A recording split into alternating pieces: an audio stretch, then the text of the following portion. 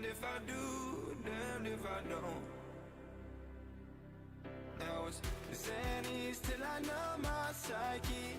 Cocaine just to feel my heartbeat. Nothing to lose, nothing to gain. Sarah.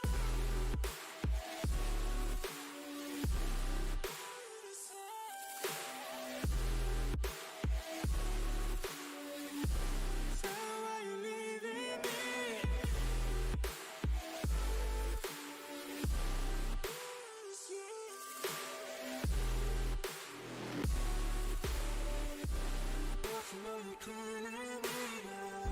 Sarah, I lost myself today trying to find ways to make you stay.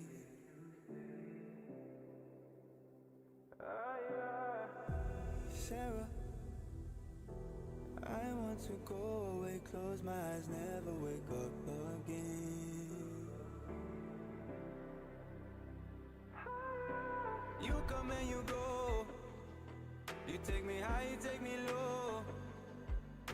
But I don't know how to do this on my own anymore. Oh no. Now it's Molly for the melancholy. Cody, fill a hole inside me. Damned if I do, damned if I don't. Now it's Xannies till I numb my psyche. Cocaine just to feel my heartbeat. Nothing to lose, nothing to gain. Sarah.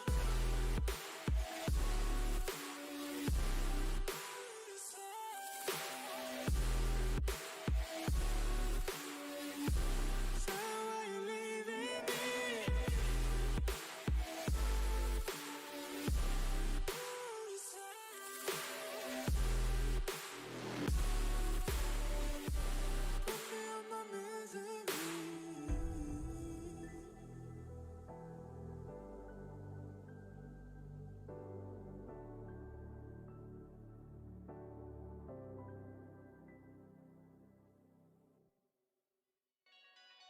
We're so far, but so far from close.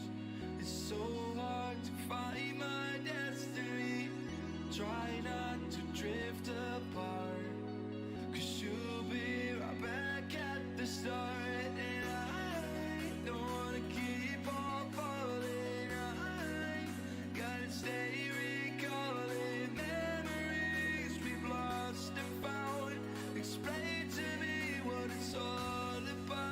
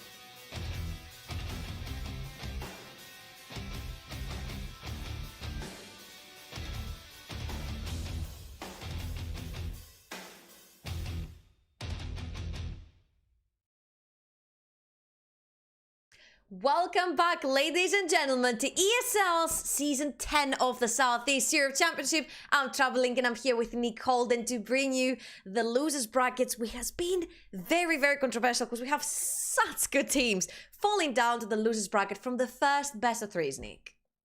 Yeah, absolutely. And it's a great pleasure for me to be here with you guys today, and especially Trouble.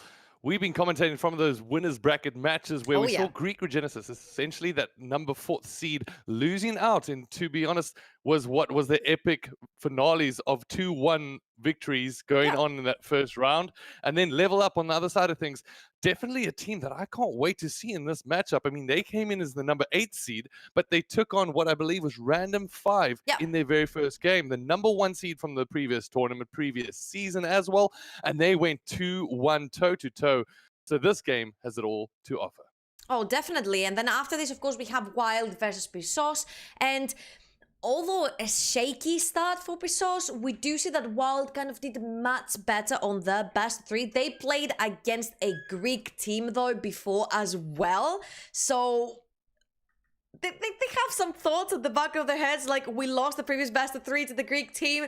Let's take it cautiously this time. Maybe we will lose again to this Greek team. Although shaky, as I said before, Pyrsos, they did play against Asus. They did play against a team that got a lot of practice for EU Masters, and they have a very strong roster.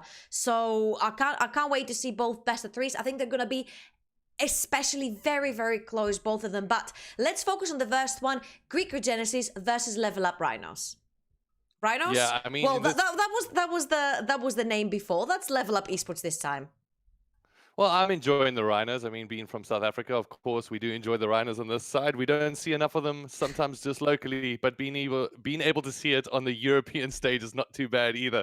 Just a reminder to everybody that is joining us, this is, of course, a massive tournament. 4,000 euros up for grabs in terms of prize pool alone. This is now the losers bracket. So one of these teams are going to be falling out at the end of this tournament. This matchup between the two, is there anybody that you're going to be leaning towards? Any matchups that you want to be able to focus on before we jump in today? All right, so I just want to focus on the fact that we saw a Greek Regenesis that came in super strong in the best of 3 versus Nexus. I actually thought they had the upper hand versus Nexus, a 2 axes that came in guns blazing, or shall I say axes blazing, an insane performance for the ADC of Nexus. And we see that we kind of played that bot lane oriented game that kind of put Greek Regenesis a little bit off track, I would say. A very decisive game in the first one. I think Greek Regenesis looked super strong and ready to take this on a 2-0. I think we discussed it a little bit before the best of 3 as well. And we said, okay, Nexus is strong, but Greek Regenesis, they have the name, they have the players, they have the roster. Half of that roster, you know, went to EU Masters. They won the Greek League together, so they know how to play. And then it kind of fell apart in the seams. LevelUp, on the other hand, they came in as a surprise. Random 5 as the previous winners of the tournament, the Season 9 returning champions. They played toe-to-toe with Random 5, and they fell down the losers bracket. So I think this one is going to be a very, very explosive best 3. Absolutely, definitely going to be explosive, as now it is the pick and ban phase. And one of the things that I wanted to mention to you from LevelUp side of things, Necker, he was rocking out essentially, he's their ADC for the team, and he was playing almost Xayah exclusively in their first matchup. Greek Regenesis clearly doing their homework, as Xayah has been banned off of the field. Yeah, Yumi as well out, and of course we do have a remake here on the picks and bans, so we'll be with you shortly here. I got you, Nick. There we go. I do apologize. Just coming back to life. All right, so we're gonna remake the picks and bans real quickly. We do have a problem with the players disconnecting here. So you were saying, Nick. Yeah, I was saying in terms of Necker, when he played with that Xayah, one definitely tricky ADC to get your hands on. Of course, got that feather escape just to be able to get out of certain positions. But then also, one thing that I want to focus on is that in that previous game where LevelUp took it to Random 5, I mean, Random 5 is a team that you can't necessarily stand down from. They really looked over to Panjay to come up solid with engage-based champions. However, as soon as that got pulled away from them, we saw Panjay completely fall off onto the side. Do you think that is going to be a crucial component of this game here today? That's true, especially since your bot side, I would say, is the strong side. If you're LevelUp, you've got Necker, who was stellar at playing this ADC, always seemed to provide carry potential for his entire team. And Panjay, I feel like he's the playmaker in the team. He dictates the pace of every single team fight. He starts it, he ends it. So we saw them on the last game playing on that Kama because of the Morgana on the enemy team. Sure, it counters it, but it also takes away. So I felt like maybe it was kind of a trap from random 5 to put that Morgana Caitlyn in there, and they were like, right, they're gonna play strong towards their bot side, we're gonna throw the Morgana Caitlyn their way, so if they want to counter us in lane and win their lane like they do every single time, they're gonna have to counter that by putting Panjay on something that doesn't benefit the team. So sure, they might have come winners out of the lane, that doesn't mean that won them the game, because every time we saw Panjay trying to start a fight with the Karma, you know, with the W, trying to start with that bind, it just doesn't work out as well as a Thresh or as a Rakan. Yeah, I like to see him on those playmaking champions, especially when he's just been able to pull himself into the fight. As you mentioned, he's the one that likes to start it as well as end that fight, and he does it in big ways. He's an explosive player, and to be honest, you never want to put your explosive players on a leash. And to be honest, when it came down to that Karma, I kind of felt like this wasn't the champion that we'd like to see Panjay play on. So hopefully they're going to be able to come up with a couple more aggressive clips. On our side of things, I also want to find out from you in the chat, if you are watching us, which side do you think is going to be able to take this? Who do you think will be able to come out on top? Do you think that's Greek Regenesis or LevelUp?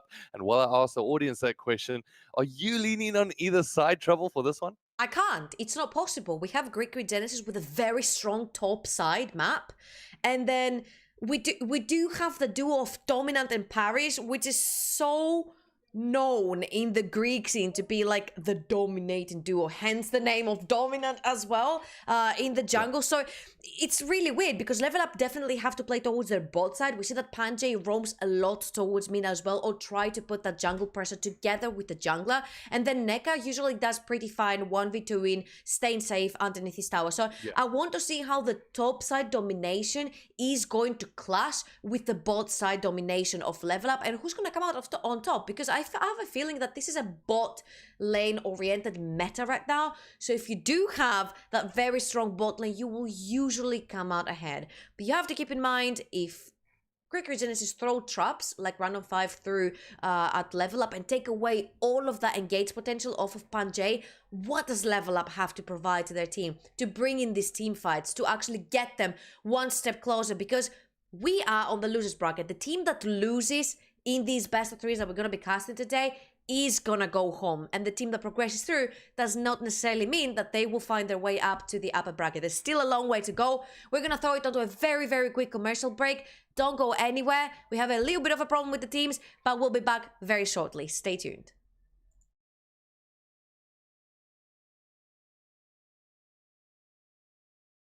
With the rhymes that make the dimes, I'll close their eyes and fantasize. I'm divine, calling their phone number. No, you know I love it. And you know me, I can't sleep without blazing bees. On stages for their ones gracefully, and I got a smile that they hate to see. Young, black, successful, though life gets stressful. Though life gets stressful, go and vibe out with whoever you next to. Live until the morning, sleep until the noon. You said that you want it, so I got it for you. Let's all get together and show them how we move. We move, we move, bringing summer to you. Ready, let's go. 'Cause you know how we roll. Let's take it round the world and back again. Ready, let's go. 'Cause you know like I know. We'll take it round and round again.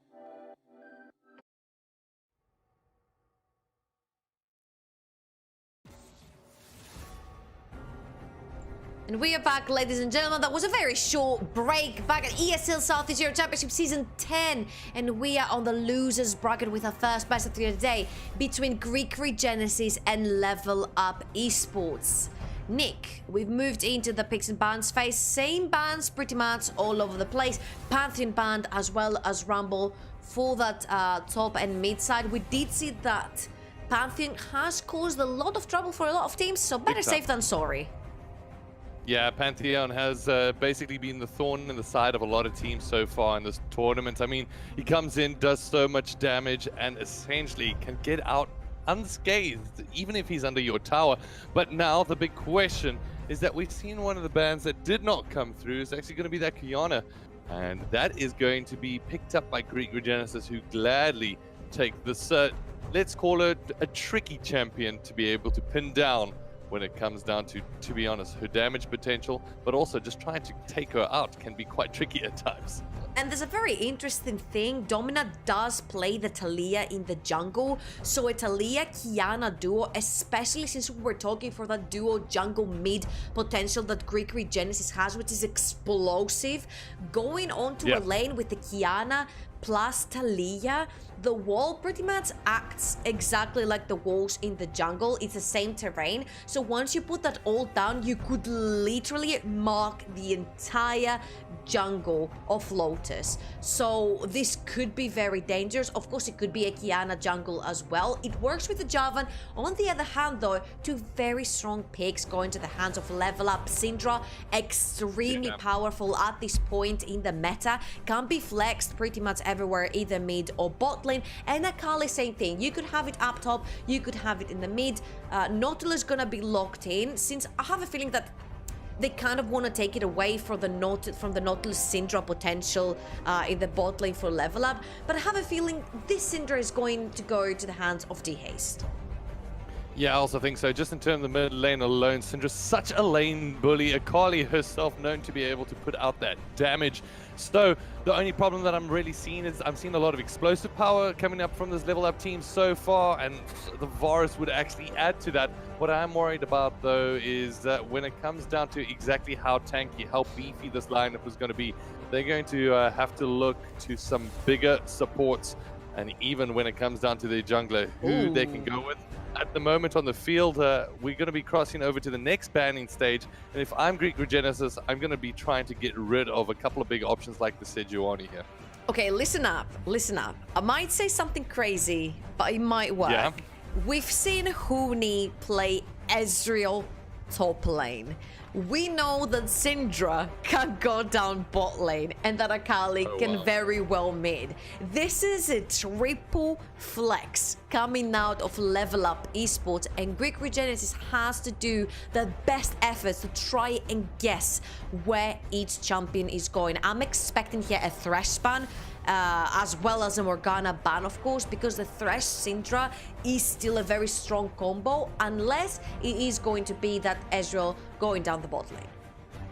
All right, so at the moment, like you mentioned, that flex potential is absolutely massive on the side of It's LevelUp. triple flex, it's insane. Yeah, a triple flex at this stage is a bit crazy. Whether we'll see it or not, we're just going to have to wait and see, as we see the Vladimir Renekton banned out from LevelUp Gaming, clearly making some big targets towards what might be deemed as towards the top lane. I think that would be mid. That would be towards Paris. It's going to be a mid matchup for Syndra? Okay. No, I'm thinking that definitely targeting Paris on his very strong champions, although LeBlanc is still open, he does tend to play that a lot, and the Thresh... Oh my god, the Thresh lock-in starts making me think that this Syndra could very well be going down bot. The only thing that LevelUp are missing is their jungle, so we're gonna have to wait to see the swaps first until we reach a final point. Alright, it does look like the hover over for Kane will get picked up here, and I do like that pickup. Just going to give you a lot of mobility around the map, trying to get from one area to the other. We all know that Kane, as soon as he starts passing through those walls, he's very difficult to track down. Now, with one pick left over, where are they going to be able to put this one? I mean, I'm still concerned about this LevelUp lineup. They've got tons and tons of damage. They've got certain mobility with their Ezreal. The Shen gets picked up. And that's more than likely going to be making its way towards the top lane. On the other side, now we get to see, will the flex come into its full fruition, as Panjay is left with the last decision. I mean, I can't say that I see Neka going towards the Syndra bot lane. I mean, why not? But I can't see it because he's been so stellar in providing these top-notch performances on ADCs.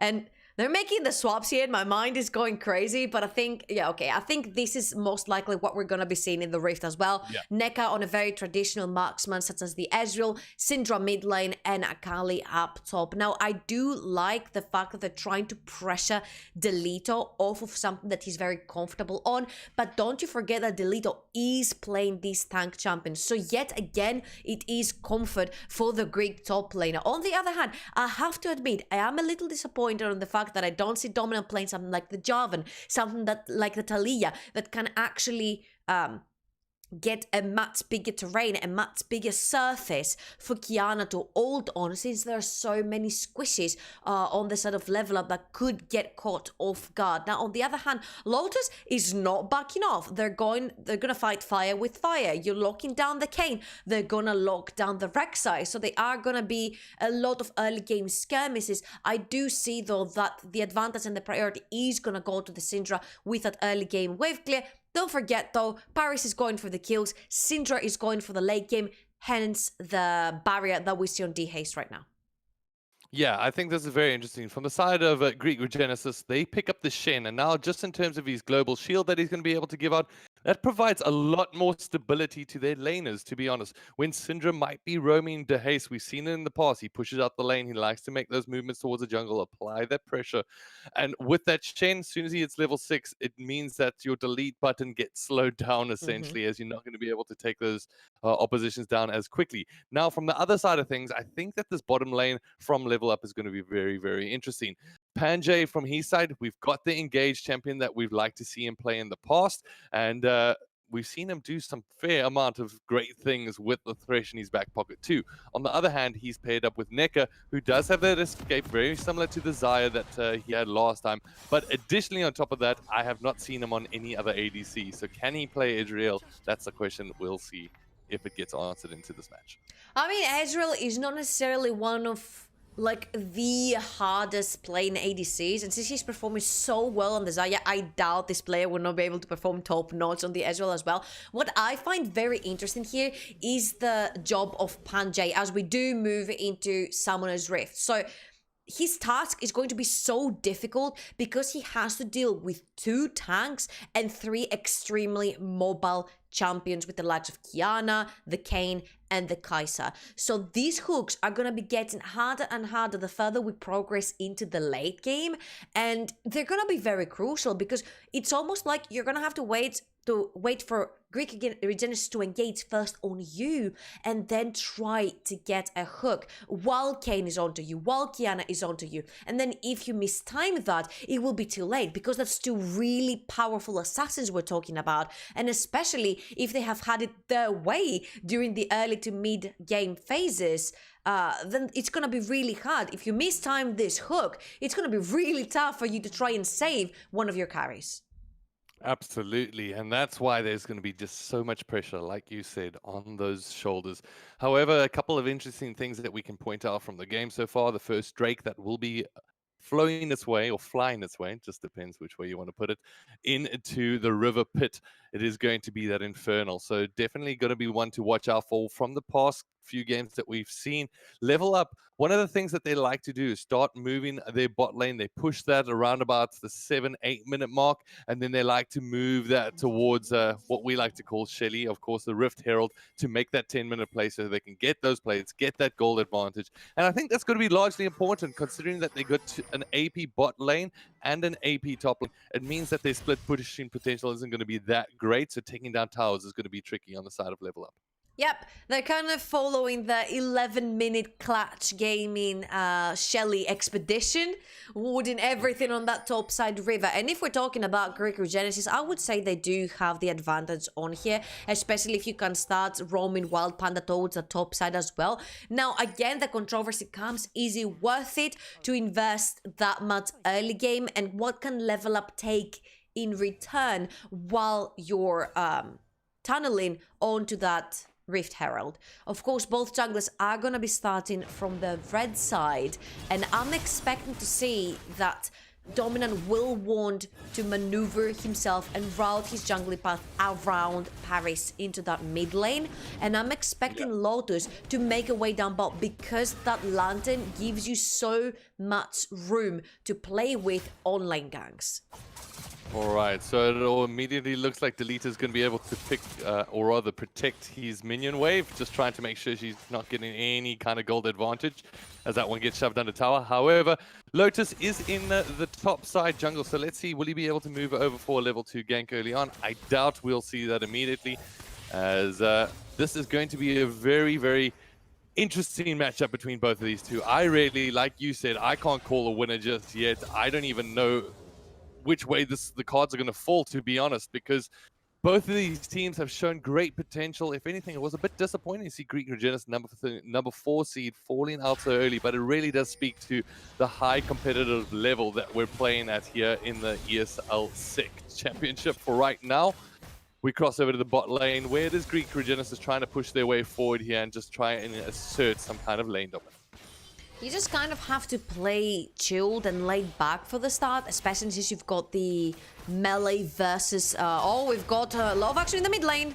Oh, yeah, it does look like Lotus going to be jumping in right early, putting some threats down on Pyrsos, who had to blow his flash. So that means that might be a nice return option here for Lotus as he moves over to his blue buff. I was about to say, since it's a range versus melee matchup, Pyrsos is going to struggle at the start, so you need to be patient with your lane. You need to start leveling up, getting these first couple of items in, and then you can go for an all-in. When Dominant has his level 6, when Pyrsos has his level 6, this is when you want to start roaming around in the jungle and trying to catch Lotus in a situation where his team cannot be there and cannot help him. This is where you want to start tracking him down, and that means vision, vision, vision. When you cannot push out of your lane, you need to make sure that you're safe, or Lotus is going to make another play, and this time it's going to be Lotus with the upper hand because he has his flash available. So that flash knockup is very well into play right now, especially since Pyrsos is flashless in the mid lane. All right, so they did pick up there just on the river ward that was put down, I believe, by Pyrsos a little bit earlier. And you'll see the pings coming out exactly where Lotus is. So Lotus is actually wasting quite a bit of time. However, in the top lane, it does look like Dominant is making a play towards his teammate Deleter now, as Patika is in a really bad position under tower, but gets out alive. I'd like to see how he managed to get out alive from there, because I'm pretty sure he engaged onto a fight with Deleter in the top side, and then Dominant joins in. I'm like, that's it, that's 100% first blood.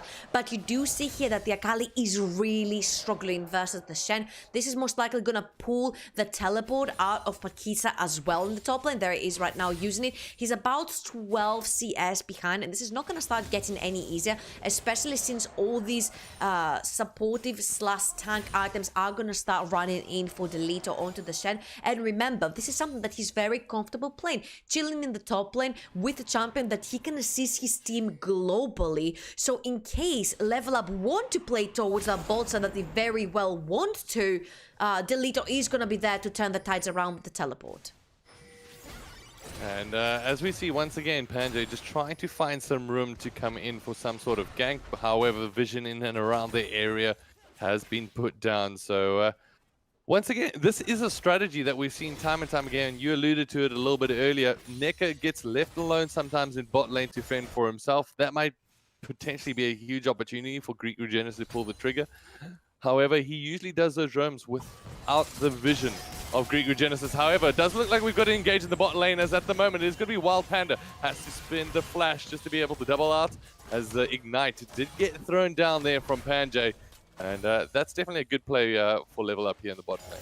It was a good hook, but Bananito was all the way behind, almost 1.5 waves of minions right there, so he wasn't able to join up. Now Dominant is trying to abuse his power in the jungle of Lotus, and he is gonna come out victorious. I think maybe that was Lotus smiting it down, because Dominant's smite is still up and running, and he is gonna run into an empty jungle from Lotus. So this is very good stuff coming out from LevelUp's jungler right here.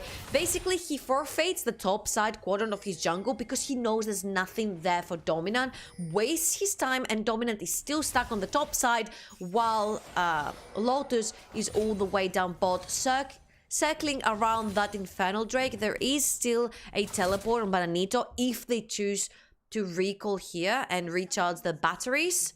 As a caster curse, Bananito disconnects from the game. Well, it is Bananito just having a short little bit of a disconnect there. He'll be back in around about 30 seconds, hopefully. But for right now, if we can push pause and see exactly what is happening at the moment, it is LevelUp with a minor gold lead, but it's nothing to really write home about at this point. However, on their side of things, they've tried to look aggressive towards their mid lane. At the moment, Pyrsos' flash is also coming back online very shortly, which does provide him with that extra little bit of recovery time. and just making sure that he's going to be able to play a little bit safer in lane. However, on the other side of things, while Panda is not necessarily the smallest target on the field, but is going to be without flash for a while, and that might be a call out to Lotus to start thinking of making a play, and that's why we can see him around the Infernal Drake at the moment. Oh yeah, for sure. You've got the Lantern to make your free tickets into the fight, and while Panda is nowhere near tanky, if that W lands from the Ezreal, then you're gonna have a lot of burst following through, especially after Lotus hits the level 6 with the execute potential on his kit. I think it will be very doable to try and get Wild Panda down and establish some dominance towards the bot side of the map, as LevelUp want to do anyway with their compositions over and over again. This is going to be a completely free Infernal, and this comes back to, I feel like Lotus is playing this matchup versus Dominant so clever. I feel like he's left Dominant to do circles over circles, but Akali's in a lot of trouble here. Akali's in a lot of trouble. The smoke will go down as Pyrsos is on the back foot at the moment, dives out of one shot, but just like that, the first blood will come out. Well played there to Dominant and Delito. Played it pretty cleverly like that. Did die with the flash available. I'm not sure if he had flashed that Q, if he would have been able to get out alive from this situation. As you see, that Pyrsos is having a pretty grim time playing against a ranged champion such as the Syndra, who can put down so much damage. Now Patkicha is gonna lose so much. I think that was something like 2 waves crashing underneath his tower. He has no teleport, so this is why I'm wondering, had he flashed, would he have been able to stay alive? Here we see the replay. The Kayn ultimate is gonna go down. He ults his second ult out, and he flashes Q there. He could potentially trade with Delito onto the top side. So this is why I'm wondering, had he actually made his heart, you know, little bit of a stone and said, okay, I'm gonna try to flash and expand this too, would he have been able to survive and at least trade 1-for-1, which would have meant that Dominant would have wasted even more time towards the top side. And I want to just go back to Lotus. He's been playing so cleverly this matchup because he knows how... Oh, look at this. We've got some action in the mid lane as Lotus tries to make his way forward. DeHace trying to get that stun down, but the ball's not going to be able to connect in time as tries to filter his way forward, but Paris gets out of this one alive. Yep. And this is exactly the power that you've got with Syndra, and Paris misses crucially the ulti right there, which means that the stun is not going to land, the damage is not going to land, so the chase can happen both from DeHace and Lotus. Of course, DeHace a little bit too low on mana, and you cannot really chase into Fog of War as the pink ward is still standing onto the top brush right there towards the river. Blue buff is going to be given over though towards DeHace, so he is going to be able to abuse his power even more in lane now with that mana regeneration, which is what he wants to do. He wants to stay in lane as much as possible. He wants to pressure all these waves while Lotus wants some They're actually kills. going to make their way onto Wild Panda at the moment. He does not have flash, but at the moment it looks like he's going to get some support as Neka picks up the first kill there. Whoa. The follow through from Greek Regenesis is not going to be enough as Lotus tries to get out, but it doesn't look like he's going to get out with his life. Now Panjay's found himself away from his support and without any kind of help, but it is going to be Pakistia going to be able to make his way forward as he picks up the shots just like that. The hook will actually get landed here. The flail back as Panjay comes up with the shots. The follow through coming here from Pyrsos, and just like that, it's a huge opportunity as they get themselves 4. It's a huge opportunity here, but there's nothing for the taking. Although I'm gonna say that Neka must be really enjoying all that gold he just put down his pockets. 2-0 and 2. He's about 20 CS ahead into his lane. He's gonna be a very rich Ezreal, and I want to see when Patkicha comes in. So Shen starts ulting here onto Bananito, gets into the fight, which means Akali is taking the shuriken all the way through the map. Caps style, baby. That's why I was wondering. I was like, wait, there's no teleport. How did Patkicha make his way all the way down bottom? Very clutch hook right there for Panjay to seal the deal, and they're diving Dominant, which in return, this is where the flash comes into play for Patkicha. Manages to save his life. That is very crucial, especially when you choose to play Shen versus the Akali or whatever. When you're TPing very close to the Akali, that shuriken can go through, and she is gonna follow you throughout the entire map. Great plays coming in from Paquita. Very clutch. Gives his team the 4-for-1, if I'm not wrong. Yeah, that was super clutch play there from Paquita. On his side of things, just landing the hook on the Shen, basically, and then reeling himself all the way through to the other side of the map with that Akali. As we see traditionally that lane swap coming in, this is going to give a little bit more priority towards the bottom lane to make those plays towards the Rift Herald. Obviously, that's been up for around about a minute, almost 2 now. And you can see Lotus just getting vision in and around the area. Look how many wards are down here from LevelUp. And look, the flail, the hook lands, and just like that, they pick up dominance, and that gives them the all clear to make the plays on Shelly should they want to. But it looks like that they're not done just yet as DeHaste trying to get that stun down on Paris. Yeah, and all that vision dominance is speaking miles for LevelUp. They really want it, and they're gonna play this by the book. They're gonna take an objective down bot. They got the 4 kills. They got a lot of tower platings at the bot lane. They do have the fed Ezreal, so they can move him around the map, and they can bully Greek Regenesis out of their own jungle. The skill sets are going to hurt a lot by NECA. They do have the one-shot potential coming from Lotus and DHaste together, because it's kind of like to execute ultimates all at one combined, which means whoever they focus on, they can actually kill them, no problem. Now, the Infernal Dragon is something that they might have to change, to swap for taking Shelly up top. But look at that, NECA is going to have his teleport up and available, and Pudgy has already rolled it towards bot. Looks like we got some action taking place outside the Dragon Pit as the hook is not going to be able to connect. The teleport is going to be able to find its way forward. The double flare knockback is going to be able to make its way in. Paris now lands the ultimate, but it's not really going to do too much damage on the side of Greek Regenesis as they give up the Infernal Drake, and it's a double Infernal that gets handed over to LevelUp. And Dominant is again the recipient of the mercilessness of this LevelUp squad. You have to keep track of all the cooldowns. NECA had yet again his teleport up and available and ready to TP back into the fight. He literally TP'd into the faces of Greek Regenesis. Panjay with an excellent rotation yet again, maneuvering himself towards the bot side of the map to try and contest that Infernal Drake with his team, and Bananito unable to join the fight because of the lack of that teleport. So all in all, excellent macro play, great rotations coming from LevelUp, and a very well-deserved 4,000 gold lead. Yeah, absolutely fantastic here from LevelUp, and this is why they're a team that I believe that we have to keep an eye out for. On the bottom lane side of things, we see the first tower getting knocked down here, and we still have that Rift Herald in the back pocket of Lotus at the moment. Now, will that option be able to make a play towards the top side? We do have Dominant in support here of Delito, as he's going to be sitting just outside the bush, but it's going to be Paquita trying to get out of the situation, currently under town, as it is going to be Lotus trying to come in for the assist. Paquita managed to get some health back from that minion wave, and it's going to be the barrage coming all the way from Israel just to end the fight. I was about to say a little bit of a tickle there from NECA coming in as well, just to make sure it's like, just in case you're diving my top laner, let me get an assist in advance, because Lotus was around and they could get, you know, the kill in return. Beautiful hook! The hook, the flay lands, and he's going to have to flash over the wall as well. Panda misses out on his hook. However, it is going to be Delito that flashes forward. It's not going to be enough, however, as it's going to be Lotus jumping out of the ground and trying to scare the rest of the team away, which he does successfully, as a flash also will get sped there from Wild Panda.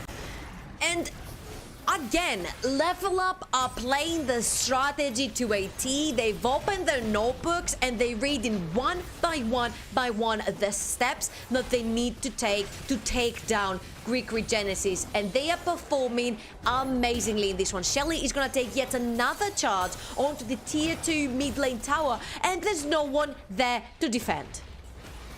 Yeah, nobody's going to be there. Shelly might just get another burst. No, we'll get poked in the eye, essentially, and successfully there from Bananito, as now they make their way towards the top lane just to make sure that they can relieve some pressure as Lotus digs his way through the tunnels.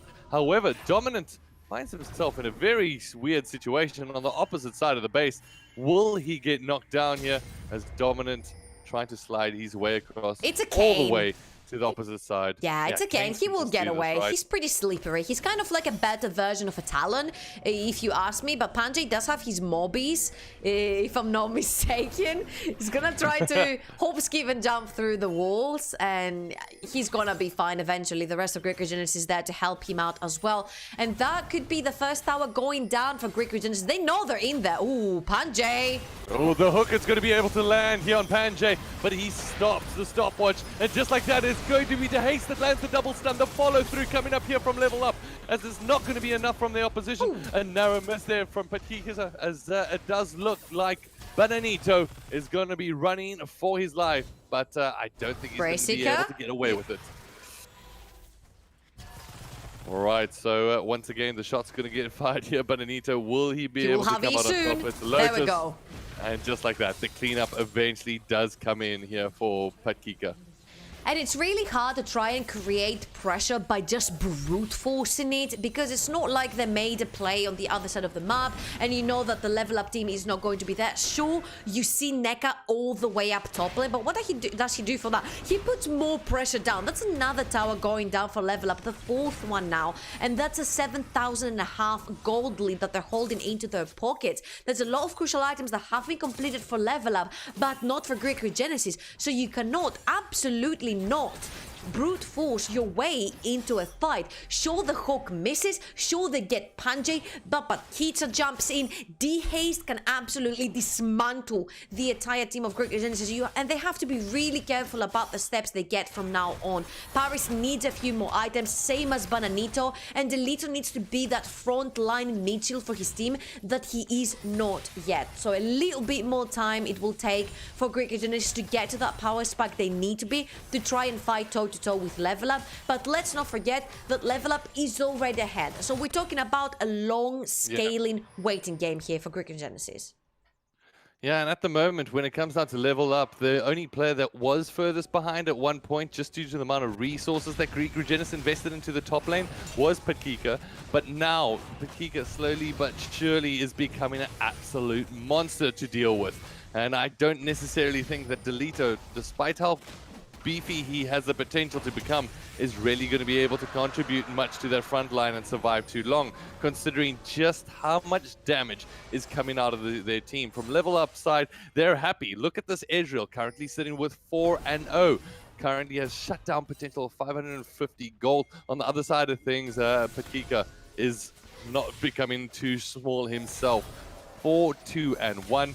Whereas, to be honest, DeHace has played this one cool, calm, and simple, and basically supplied his team with the structure that they need in the mid lane to be able to take themselves forward. Dominant now missing out on some big opportunities to try and make some plays around the jungle. But to be honest, I don't think he can even contend in his own jungle at this point. And the problem here for Greek Regenesis is that you have the two assassins. Fine, great. These two assassins are way too behind. Duskblade on each and every one of them. But if you look on the other side, Tabis on Lotus, on NECA, D-Haste with the Seeker's Arm Guard, you cannot kill and one-shot anyone. That one-shot boom potential, that bomb damage, that explosion that's coming from Assassins is just simply not there, and Bananito got caught. Yeah, Bananito got caught there for a second, but Panjay's not able to follow through on Lotus's engage. It is Patkika who finds himself in a little bit of an interesting fight there against Dominant as the pause comes into play. But very, very interesting. Like you said, they've got so much armor protection from the side of LevelUp Gaming that, to be honest, as an assassin, you're going to be left scratching your head at the side of Greek Regenesis of exactly how are you going to be able to one-shot your opposition. That's just securely not an option anymore.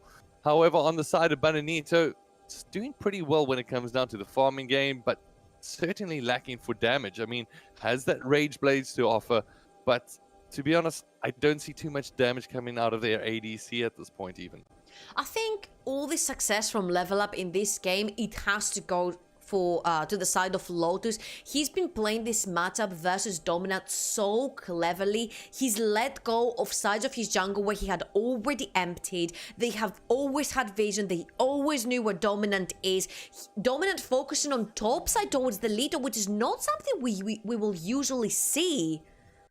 And it's just not going great. I was expecting to see Dominant and Paris conquer the world, but they're literally playing almost the exact same champion, both on AD assassins that both need to be fed up from someone. They both need that CC landing in, which they both can sort of provide, but someone else has to start the fight. Lotus did not give them any mistakes to step on. The Haze didn't either, so they had nothing to step on. They had to create opportunities themselves. They had to pressure themselves, and by all this early game potential and pressure that LevelUp was exerting into the game, Dominant and Paris fell further and further behind into the lane. Paris on a Kiana, which he had to play against a really strong opponent. The Syndra is a lane bully, so he has a lot of wave clear, which means you're not gonna be easily, it's not gonna be very easy for you to try and roam around, go to another lane, go towards the Lito, go towards Baranito down bot. So DHaze not only kept him into his lane, he's ahead in CS, he's been bullying him, he's been getting the kills, and he's just having a peachy game. And the same thing for Lotus. And again, props to the LevelUp jungler, because he's been playing this matchup absolutely fantastic. Yeah, has been playing this fantastically, and one thing that we can point at as well, we've got that pause screen up, is that there's just so much vision control, and this is once again something from LevelUp that they've asserted so well throughout this series, and especially up into their second game now against Regenesis. Yes, I know it is their first game. I do not want to get you guys confused, but this is their second match of the tournament. They are in the losers brackets. And when it comes down to their vision control, as I step back and just focus on that, you can see the next objective coming into play just by their pure amount of wards has been put in that vicinity. The Baron is going to be up in around about 7 seconds time. In terms of the top side jungle of the blue side, they've got that control inside that area. Should anybody want to step in and maybe poke their head around the corner, they can guillotine that right off, because they've got the damage, they've got the placement of their vision, they've got objective control. It's going to be a very difficult ride here for Greek Regenesis to be able to come out on top. However, when the team starts to focus towards these bigger play objectives, this might be a big opportunity for them, as it does look like, from our side of things, that we will cut to a break very shortly.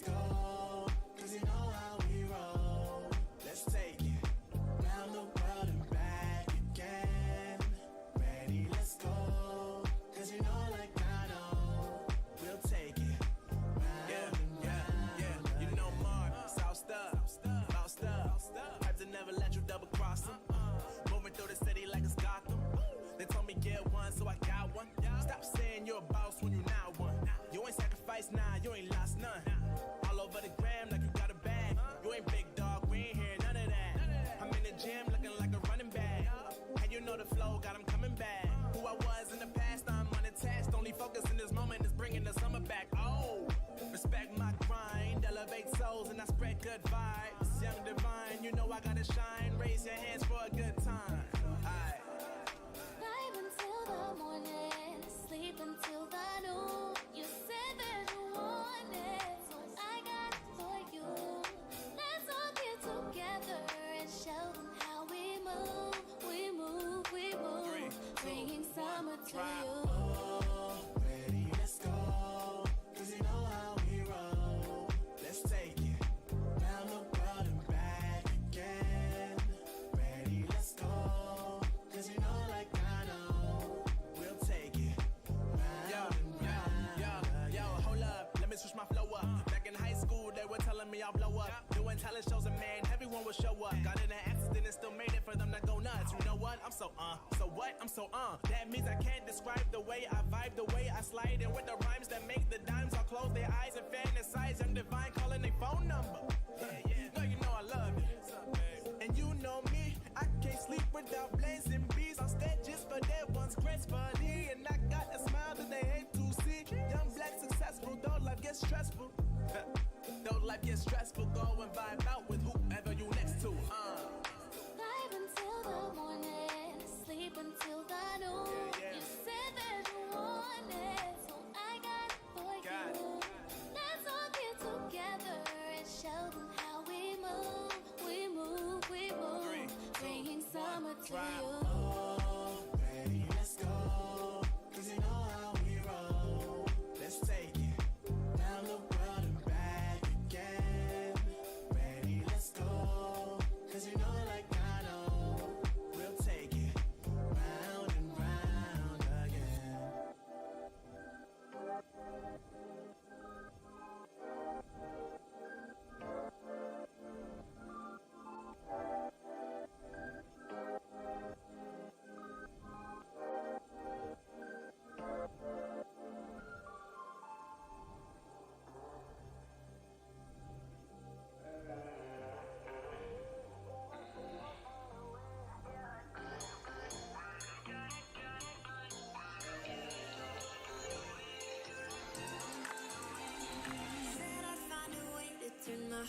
turned into something gold. Knew I sold my soul to the devil long ago. I rode it all along on your way right before it broke. Time was thrown down the well, so I let you go. What I do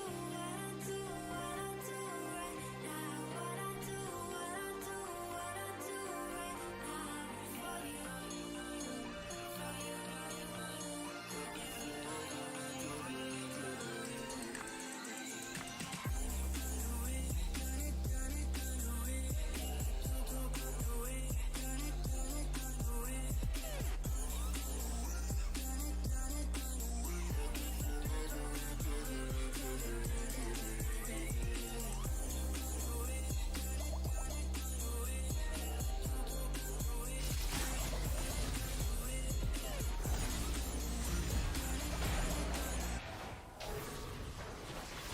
And we have returned, ladies and gentlemen, to ESL Season 10 of the Southeast Europe Championship. I'm Troubling and I'm here with Nick Holden to bring you the continuation of the first game of our first best of 3 of the night between Greek Regenesis and LevelUp. And I have to say, this is looking very grim right now for Greek Regenesis.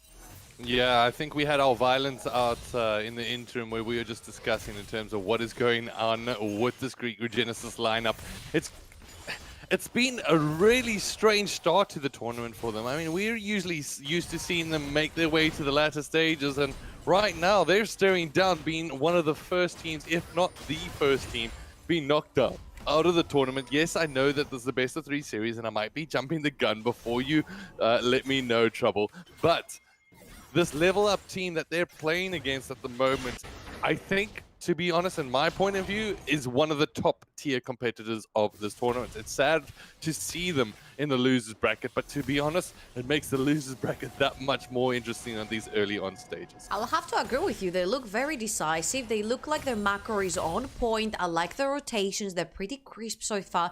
Of course, we've only seen one game versus Greek Regenesis. Game 2 might be a different story, or maybe Greek Regenesis managed to somehow turn this around. The problem right here is the top quadrant of Dominance Jungle is fully warded from LevelUp. The problem here is that you cannot let LevelUp get the Baron, because if they are hitting onto your inhibitor towers with the Baron buff, you have extremely low ranges between all of your champions. You basically have 4 melee champions, and the Kaiser has a very short range. Panjay, and he's got to back up as the TP might find his way forward. Panjay just gets removed as Pyrsos' walls comes in. Now it is the Greek Regenesis team collapsing on the opposition. It's a double knockup as it's DeHace that follows his way through. Delito now tries to run back, but on the other side of things is Dominant trying to be able to get in on his opposite number. DeHace lands up the barrier and keeps himself alive. Now pops up the hourglass and stays in, as it is going to be the follow-up coming in here from Paquita, and just absolutely marvelous play there, especially from DeHace. DeHace MVP of the game. That was absolutely monstrous coming from the mid lane of LevelUp. What level of play was that? He has the cane on him with the ultimate. He pushes himself forward to try and get the Kai'Sa. Meanwhile, with a beautiful scatter the wig, throws the ball right onto his face, and then that was breathtaking. I think he changed the entire fight all on his own, and now they're on to Baron again. Yeah, as they pick up the Baron, and that is now going to be this LevelUp team with yet another bigger lead, a bigger jump away from their opposition, as they've got 2 Infernal Drakes, they've got the Cloud, they've got a Baron buff, and now they've got a huge opportunity here to be able to close off this game with these empowered minions, of course, that the Baron buff does give to you. On the other side of things, I'm just shocked that DeHace has not died this entire game, despite these surprise packages being landed in here from Dominant, and even Delito trying to hunt them down. So really, really well played once again to DeHace. I was really excited with how Lotus played the early game, and I was like, great, they managed to, you know, turn Dominant off because he's a very powerful jungle. He's gonna look for the skirmishes, he's gonna look for these kills. He wants to take advantage just by himself, translated into Paris, then they're moving as a duo into your jungle and literally take the game from there. Lotus shut Dominant down from the start, as is another Dragon going the side of LevelUp, together with the Baron, of course. And then D-Haze, with the lane domination that he had over Paris, being on a melee champion, he has not died once. So this comes back from Lotus stopping all this aggressiveness from Dominant. Because had Dominant played around D-Haze, that would have been a completely different story. That would have been Summoner's Blown and a Syndra that would have been suffering tremendously from the two assassins. Seeing Dominant on the assassin form though of the Kayn is a little bit worrying. I'm not gonna lie. You want to have a little bit more stability onto this game. You do need to have a little bit more CC and lockdown and control of your fights. So I'm not sure going for the assassin form was absolutely needed here. Yeah, so this is the kind of moment here for LevelUp where we start to question their composition a little bit, right? They don't necessarily have the best siege comp. They've got to be concerned over the damage potential coming out from Greek Regenesis that is now starting to kick into gear, especially after Paris passed that level 11 mark a short while ago. As now we've seen on the other side of things, Panjay falls short of the mark, but the follow through as Neko picks up Nanito gets absolutely deleted. The follow through comes in as he picks up his second, and now it is left to Delito as well as Dominant, the double Ds under the tower. And will they decide to try collapse on them? On the other side of things, Paris tries to join the ranks, but he might have to get split up here as DeHaste will have to just watch the good old Kayn doing what he does best and dances in between walkways. Yeah, and Delito is trying to play a little bit of a distraction here, trying to stop the wave from going further forward, since they do still have the Baron buff. He's gonna pay with the ultimate prize, which is the gray screen on top of his monitor right now. And LevelUp are gonna try to push for the last standing outer turret of Greek Regenesis. They do still have the Baron buff, so I don't see any way that Greek Regenesis can stop this one from going down. Yeah, I think at this point they're going to be reduced to spectators, but on the other side of things, it is going to be LevelUp that have to back off as Panjay finds himself 1v1 versus a Kayn, but it does look like everybody's going to go back home. They've got some gold in their back pocket to spend, and maybe going to make some rotations towards, I believe, what might be the top lane. They managed to get rid of all those tier 2 towers.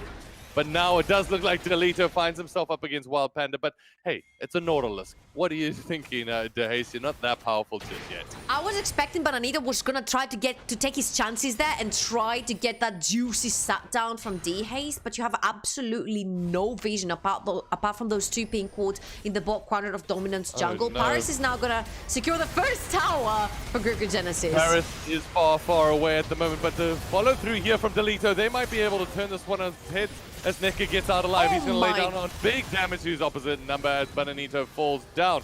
On the other side of things, they will see one of their own reduced to that death screen as Lotus finds himself a dead flower amongst the rest of these roses that have just been looking fantastic today. This LevelUp team, but it's Dominant that spends the flash unnecessarily so, as it is going to eventually be Patkika that comes out on top. Yet again, Paris sure on the side lane, but he cannot necessarily get much. He gets the tower, he pulls the rest of his team, instant ult from Delito coming in, same as the TP from Bananito to try and get that pressure down. They managed to take one, and that was Lotus. You don't want to take Lotus down because all the bounties are sitting on the other members of LevelUp. So 4 members again of Greek Regenesis fall, and this is going to be a rinse and repeat scenario for LevelUp. They're gonna take the vision on the top corner of Dominant's jungle, they're gonna go for that Baron, and next time they're pushing in, there's a naked inhibitor waiting for them in the mid lane. They're gonna pressure the side lanes that are already pressuring towards them with the Baron buff. At this point, they can play them up and split it however they want because they're sitting 13,000 gold in the lead. Yeah, that is absolutely a massive lead, especially at this stage of the game as we approach that near 30-minute mark. The next Drake on the field is going to be another Cloud Drake, so movement speed not really giving you too much at this stage of the game, but they will play around it nonetheless because they know that those rotations, if any time the speed will come into play, it is going to be towards that Baron buff, which will now spawn in the next 5 seconds. On the other side of things, Regenesis can't really make any plays towards it, and they're pretty much just reduced to be able to play the spectators and hope that LevelUp split themselves into a vulnerable position. I have a feeling that LevelUp, for the amount of gold that they're ahead, they're playing this game way too slowly, which is what a team like Round of 5 would have instantly punished. You need to know when you're ahead, you need to know when you have the advantages and pressure them. What the Greek Regenesis are going for the Baron! Greek Regenesis are indeed going for the Baron, but now they're going to need to back out as it's the Haste that gets ready to throw his orbs of energy all around as they get themselves grouped out. It is Panjay that finds himself focused for Haste. Managed to get the shots. He lands the barrier, but this time, will he be able to get out with his life? Not at this time, ladies and gentlemen, as Lotus finds his way with the opportunity, mark his way forward. Panjay misses out with the hook. The flare will be able to connect. It is going to be Patkika on the other side of things, trying to assassinate his opposite number as he does exactly that against Bananito. Paris finds himself in the brush. Will be able to use that stealth for a second, but just reduces himself to a sitting still opposition as he just says, you know what, you might as well just take me out already. I think that was the big pop-off moment for D-Haste. He had it running over and over in his head as Dominant is going to go down to Neka here. And I think this is going to be GG well played for LevelUp. D-Haste was like, this is my moment, guys. I'm going to flash in, pop everything, and try and get a pentakill on my own. Didn't quite work like this, but with the team coming to his aid, LevelUp are going to manage to pick up the first victory of this best of 3 series, and very well deserved. Greek Regenesis are gonna have to go back, think about everything that went on in this game, and try to fix a scenario where they actually get Paris ahead, I would say.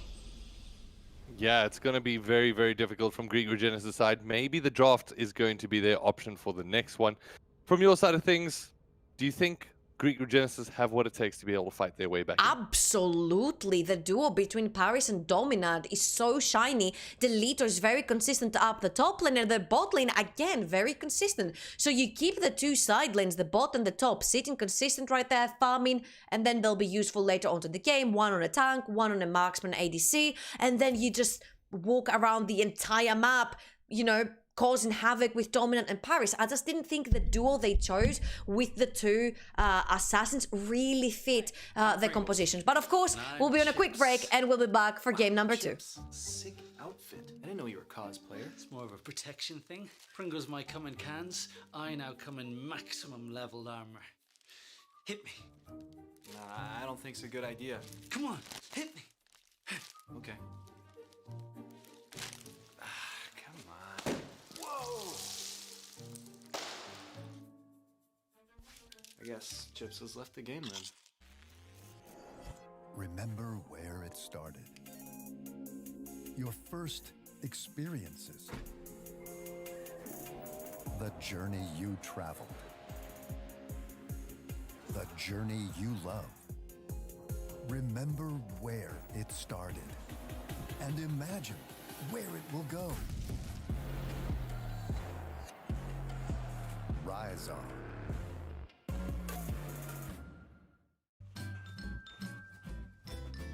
You ready? Huh? Hey, easy boy, huh? You ready? Huh?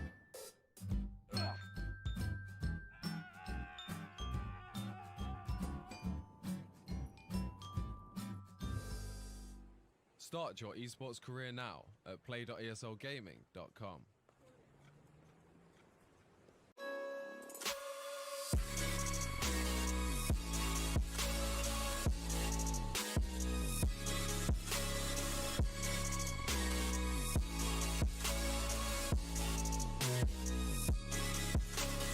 You love it, you wear it. What's your style? Get your merch at shop.eslgaming.com.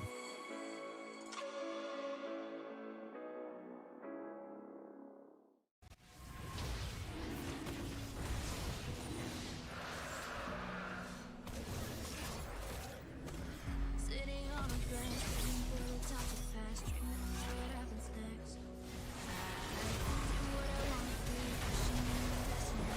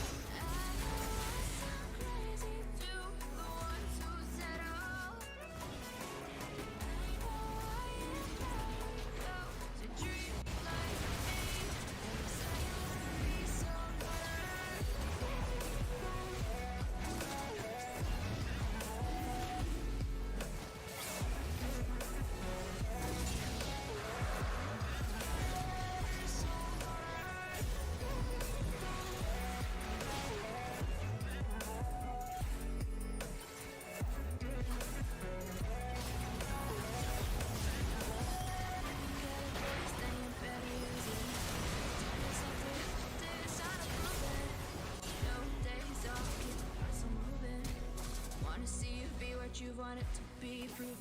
I know I sound crazy to the ones who said oh.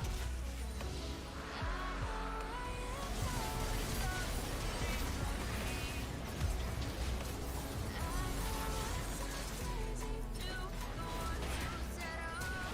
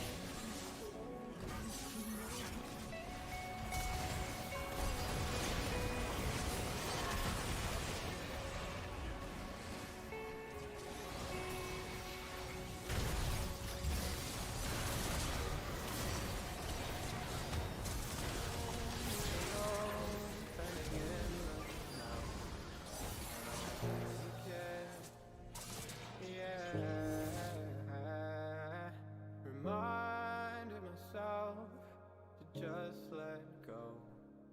Don't wonder how far I can fall. Don't look down, never fade out. And I just wanna be someone and never fall behind again. Just keep on moving on. Never look down, never fade out. Never fade out.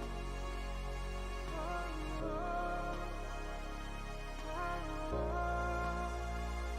oh,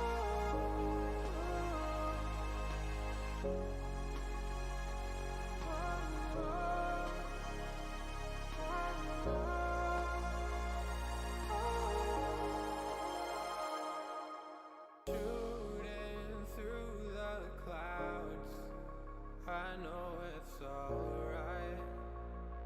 It's alright. Heavens are the limit now. Let's fly just one more night. One more night.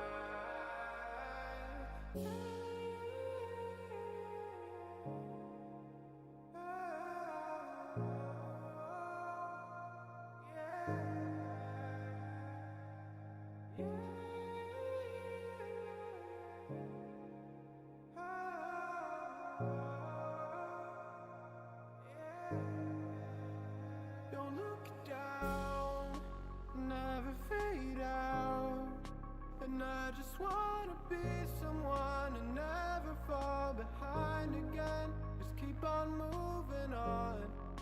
Never look down, never fade out.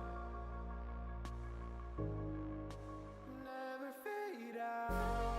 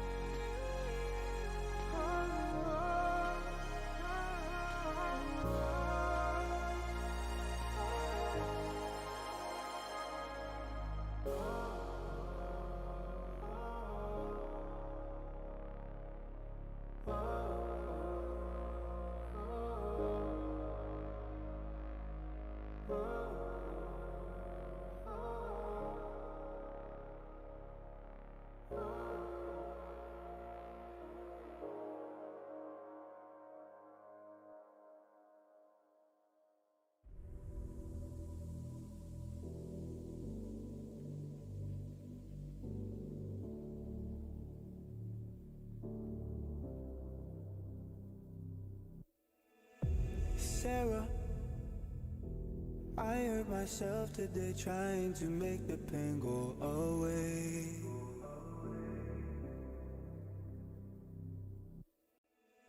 Sarah, I want to fade away, be with the stars in outer space.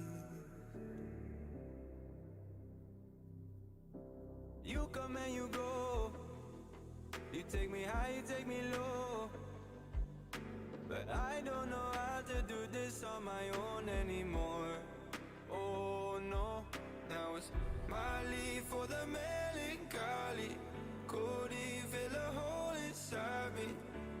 Damned if I do, damned if I don't. Now it's Zennies till I know myself. Welcome back, ladies and gentlemen, to ESL Season 10 of the Southeast Europe Championship. I'm Troubling, and I have with me the lovely Nick Holden, and we're just about to go into picks and bans for game number 2 between Greek Regenesis and LevelUp. Oh, I think we have you muted, Nick. You pull. Can you hear me now? Yes, there we go. That should be a bit Troubling. better. You said she didn't do it today, so I might as well. I might as well see some of the muting limelight. But for right now, like you said, we're about to step into the pick and ban phase for round number 2, match number 2, essentially between LevelUp and Greek Regenesis. Currently, if you just join us, LevelUp coming up what we might be able to call a dominant performance against Greek Regenesis. I hate to use dominant's own name there in that one. But to be honest, it was a great all-round performance from this LevelUp team. I was very, very impressed with Pakika on the top side, but it does look like they're going to be bringing in Attila into the mid lane. Yep, we might have a little bit of a swap in the mid lane due to the DCs that D-Haste had. Maybe his internet is not going to be reliable, so we have a swap of a player, even though I think he was the MVP of the previous game onto that Syndra. So Lotus is going to have to try twice as hard this time to shut down Dominant and Paris. Syndra is going to get banned out. Was a big annoyance for Greek Regenesis in the mid lane, but this time the Kiana has slipped through the cracks. LevelUp on blue side this time, and they're gonna grab her. Yeah, and understandably so. I mean, on blue side, going to be able to do quite a bit. On the other side of things, we take a look at who has been left through and banned out. Zaya once again removed up against what Nekka's ADC. Very, very disappointing that we're not going to see D-Haste again, especially after that performance that he had previously. I mean, absolutely phenomenal stuff, but one of the plays of the match was that Pakika with that Akali taking a ride on Shen's back and maybe making that move all the way to the bottom lane to make up plays. You got to love to see it, ladies and gentlemen. But for right now, it does look like the Nautilus will get picked up here from Greek Regenesis. That's second time around, and they're also once again going to go with the Kaiser, so not too many changes from them just yet. Yeah, and remember, this time they might be able to pick up their bot lane here, LevelUp, so they will have the variety to pick throughout all of the supports. And I think this is going to be most likely Caitlyn Morgana lane, and Morgana, nevertheless, is going to be 100%, especially against the Nautilus, and Caitlyn kind of makes this duo very, very deadly, I would say, even for the Nautilus. Too many headshots will even hurt Nautilus in the bot side as well, especially before any item comes through. Now, this is overall a very deadly composition, and the composition that you want to split on the map. So wherever the Caitlyn goes, you take down a tower. Now, this is great stuff coming in from Dominant, resulting onto the Olaf, because he cannot be stopped, which means that whatever you throw at them, whether it's a binding, whether it's a trap, whether it's a cupcake, whether it's a caliber net, he's gonna go through it and he's going to reach your backline. And something that counters Olaf really well is a Kai'Sa that can jump from one side of the fight all the way to the other. But guess what? That's already been locked in for Greek Regenesis. Yeah, and then Olaf, you've always got to be worried as soon as he pops the Predator. I actually saw Greek Regenesis hovering over the Mumu. There's a pickup that, to be honest, from my side of things, maybe it's just a personal preference that I'd like to be able to see a little bit more of, especially with Predator. I think just coming into the lane, getting that lockdown. I know we won't see it too much, but to be honest, I think it is just a great lockdown in terms of CC. And also, when you're lacking that little bit of beefy buff up, the sad one can come in and provide you with exactly that. However, we've got one more band sitting over to LevelUp. They've got a couple of options. They're going to be looking towards top and mid respectively. We saw the got removed, Renekton, understandably going to be a follow-up here. I would like to see this time, since they do have locked in the Kiana for Attila, I'm assuming. It could be Lotus as well.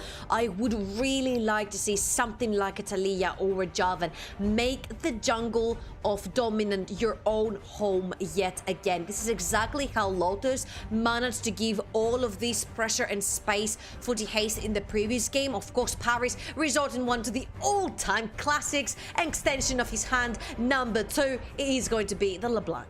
Yeah, I'm very excited to see this LeBlanc in action, and this is what I want to see from Greek Regenesis, those playmaking potentials to apply that pressure towards their opposition. I gave a little bit of a fist there. I was quite happy to see that LeBlanc coming out in Paris' corner. On the other side of things, no, this is not what I wanted to see from LevelUp. We see the Karma being selected, and that's more than likely I'm assuming going that's to be making mid. its way towards a mid lane on Attila, yeah?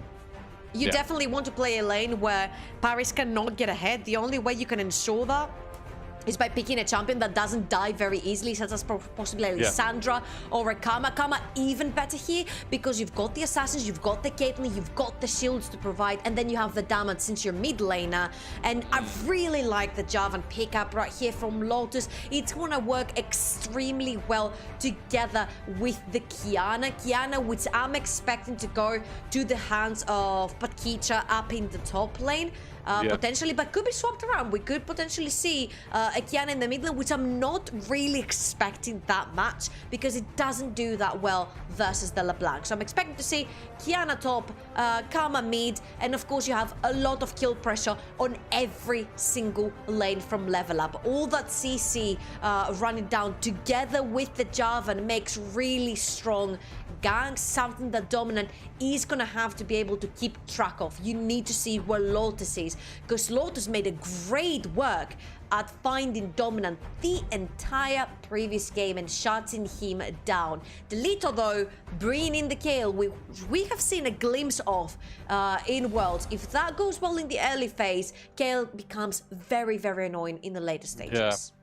Yeah. I think just with this Delito pickup on Kayle, I think that's really the fulcrum that this team might need to rely on here. I mean, bringing so much potential. I mean, Olaf, as soon as he goes low, we understand exactly how much he can start taking that damage in with that Delito ultimate. On the other side of things, that's going to keep him re-energized and engaged in that fight for a long time. However, Paris, I don't necessarily see Delito interacting too much with Paris directly when it comes down to the ultimate, just because, to be honest, you're an assassin, you're in and out of that fight. However, Dominant has going to need to be the one sustaining in these fights, and that's where Delito really can provide some great support. On the other side of things, when it comes down to Karma in the mid lane, it hasn't played too well in LevelUp's past, but then again, it was a completely different situation. That was when Panjay was sitting with the Karma in the support side of things. This time on the Morgana should provide him with a little bit more relief now that Karma is sitting in the mid side as a more of a utility mid laner, just being able to survive as long as possible. You can definitely play make a little bit more with the Morgana than you can with the Karma. Obviously, you can't go for these amazing, great hook plays that you do with the Thresh, you know, jumping in with the Rakan or the Nautilus, but you can still get these clutch binds flashing into ulti, and we have an invade versus invade.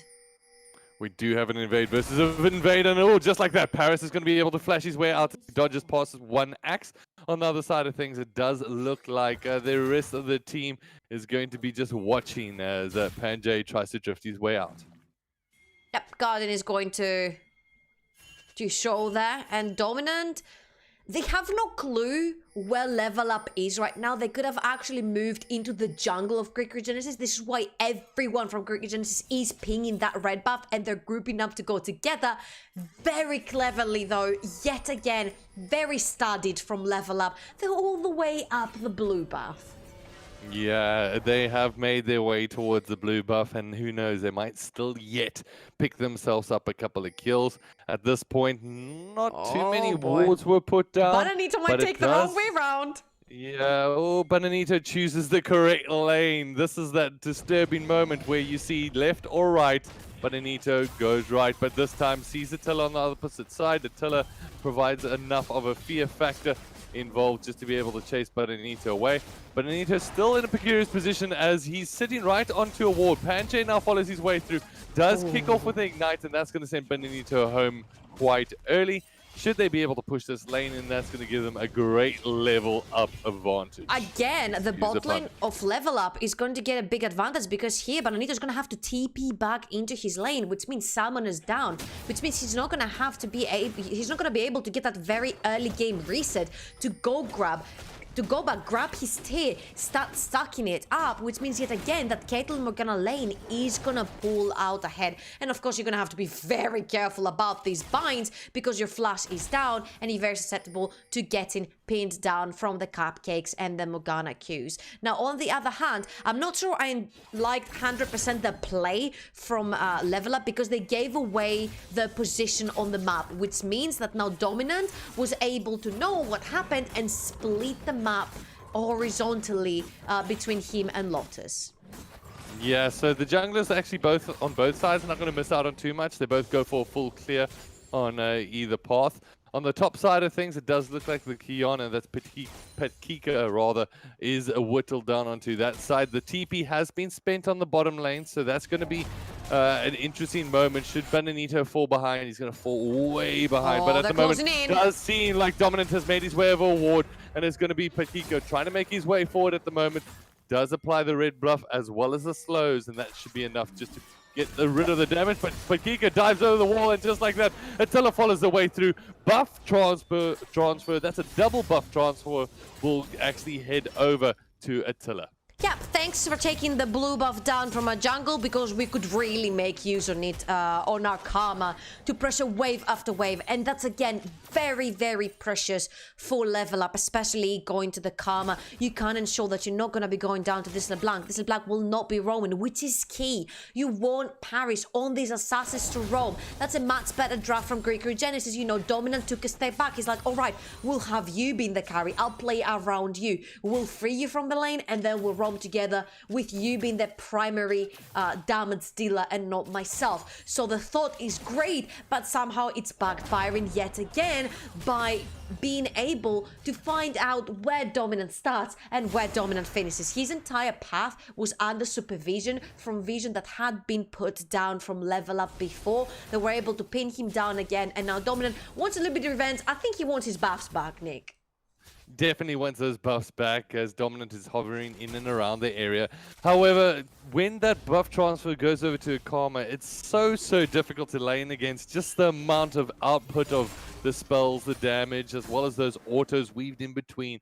It makes life very, very difficult for this player that we got so excited for when he picked up the LeBlanc. Paris now going to be faced with a very, very tricky laning phase from what should have been probably a little bit more of an aggressive one from him.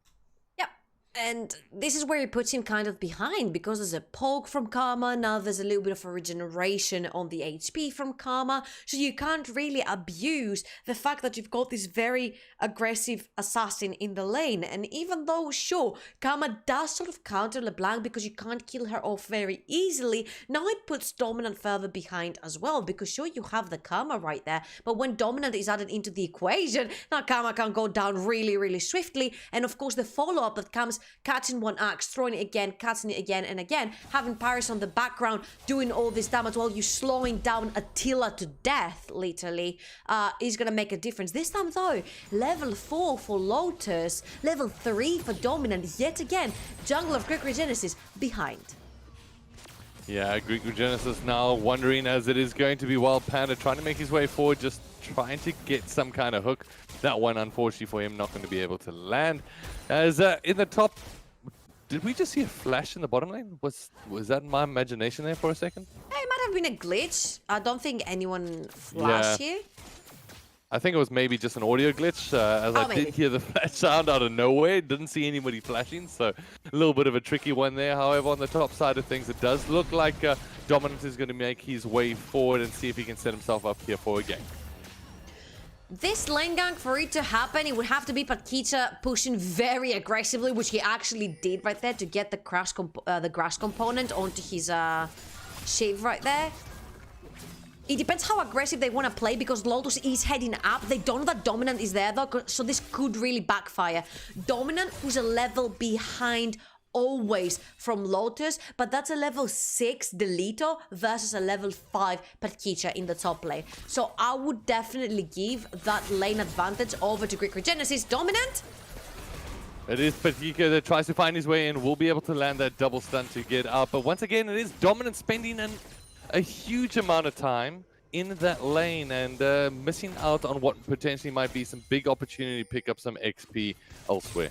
Yeah, and Lotus was just hanging around. He was farming his jungle. He knew that Dominant would might be coming around, but he would have the advantage. And right now he definitely does, because Delito has no mana. He has to back off, which means Scuttlecrab goes over to LevelUp, keeping the top laner even more safe now. So Pyrsos can try to take these trades versus Delito. And yet again, it feels like the macro and the swaps and the rotations are just on point for LevelUp. Yeah, and it does that. look like they're going to start making their way into their opposition jungle at the moment as the rotation comes through from Locust. It is Dominant that is going to be forced to back off of this one.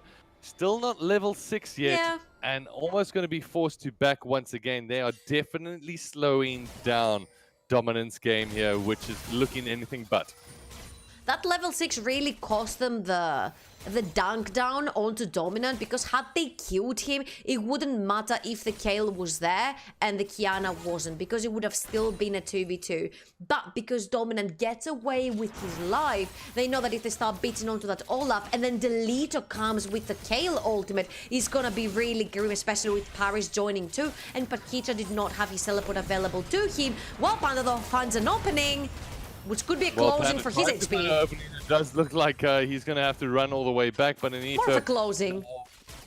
Yeah. I guess the big thing there for him, it was just so tricky to be able to get out of that situation unstuck. I mean, Morgana basically lands down the Q as soon as he misses his. Then it's the snare. And right now it is Paris trying to run down Panjay, who gets out alive. Oh, it looks like they might get a little bit more than just coming out alive as a Q narrowly misses out there. A lot happening towards this bottom side of the game. And I think that was Lotus securing that blue buff. Level 6 now versus the level 5 of Dominant. No, it wasn't the Dominant. Lotus, I think is having his own one. And Pyrsos is not having a very fun time compared to the previous laning phase in the last game that we saw. And again, you see how the roaming power of Paris costed Panjay his flash. Next time, it's gonna cost them a death. And this time... Whoa, wait a minute. Attila. How did Attila, between two junglers with Smite, come out on top of that one? Between one jungler with Smite. Lotus did not have his available. This is why he actually backed out way before the Dragon was in Smite range. But Dominant surely had his. It might have been an empowered Mantra Q. But the Mantra is up and it's not on cooldown, so... We might have to get a replay on that one if possible. Yeah, that was a very interesting one, how that went back. It's definitely one that we'll be looking back to in time. But for right now, we transition, as you said, in the top lane. Pyrsos is not necessarily having the easiest time up against Delito's Kayle. And Delito's Kayle has not completely come online just yet. Remember how much damage that Kayle does towards the latter stage of the game. And the more time that, to be honest, that Delito gets given towards that top side without any jungle pressure, the more he's going to thrive and more that this is going to fall into the Greek Regenesis side.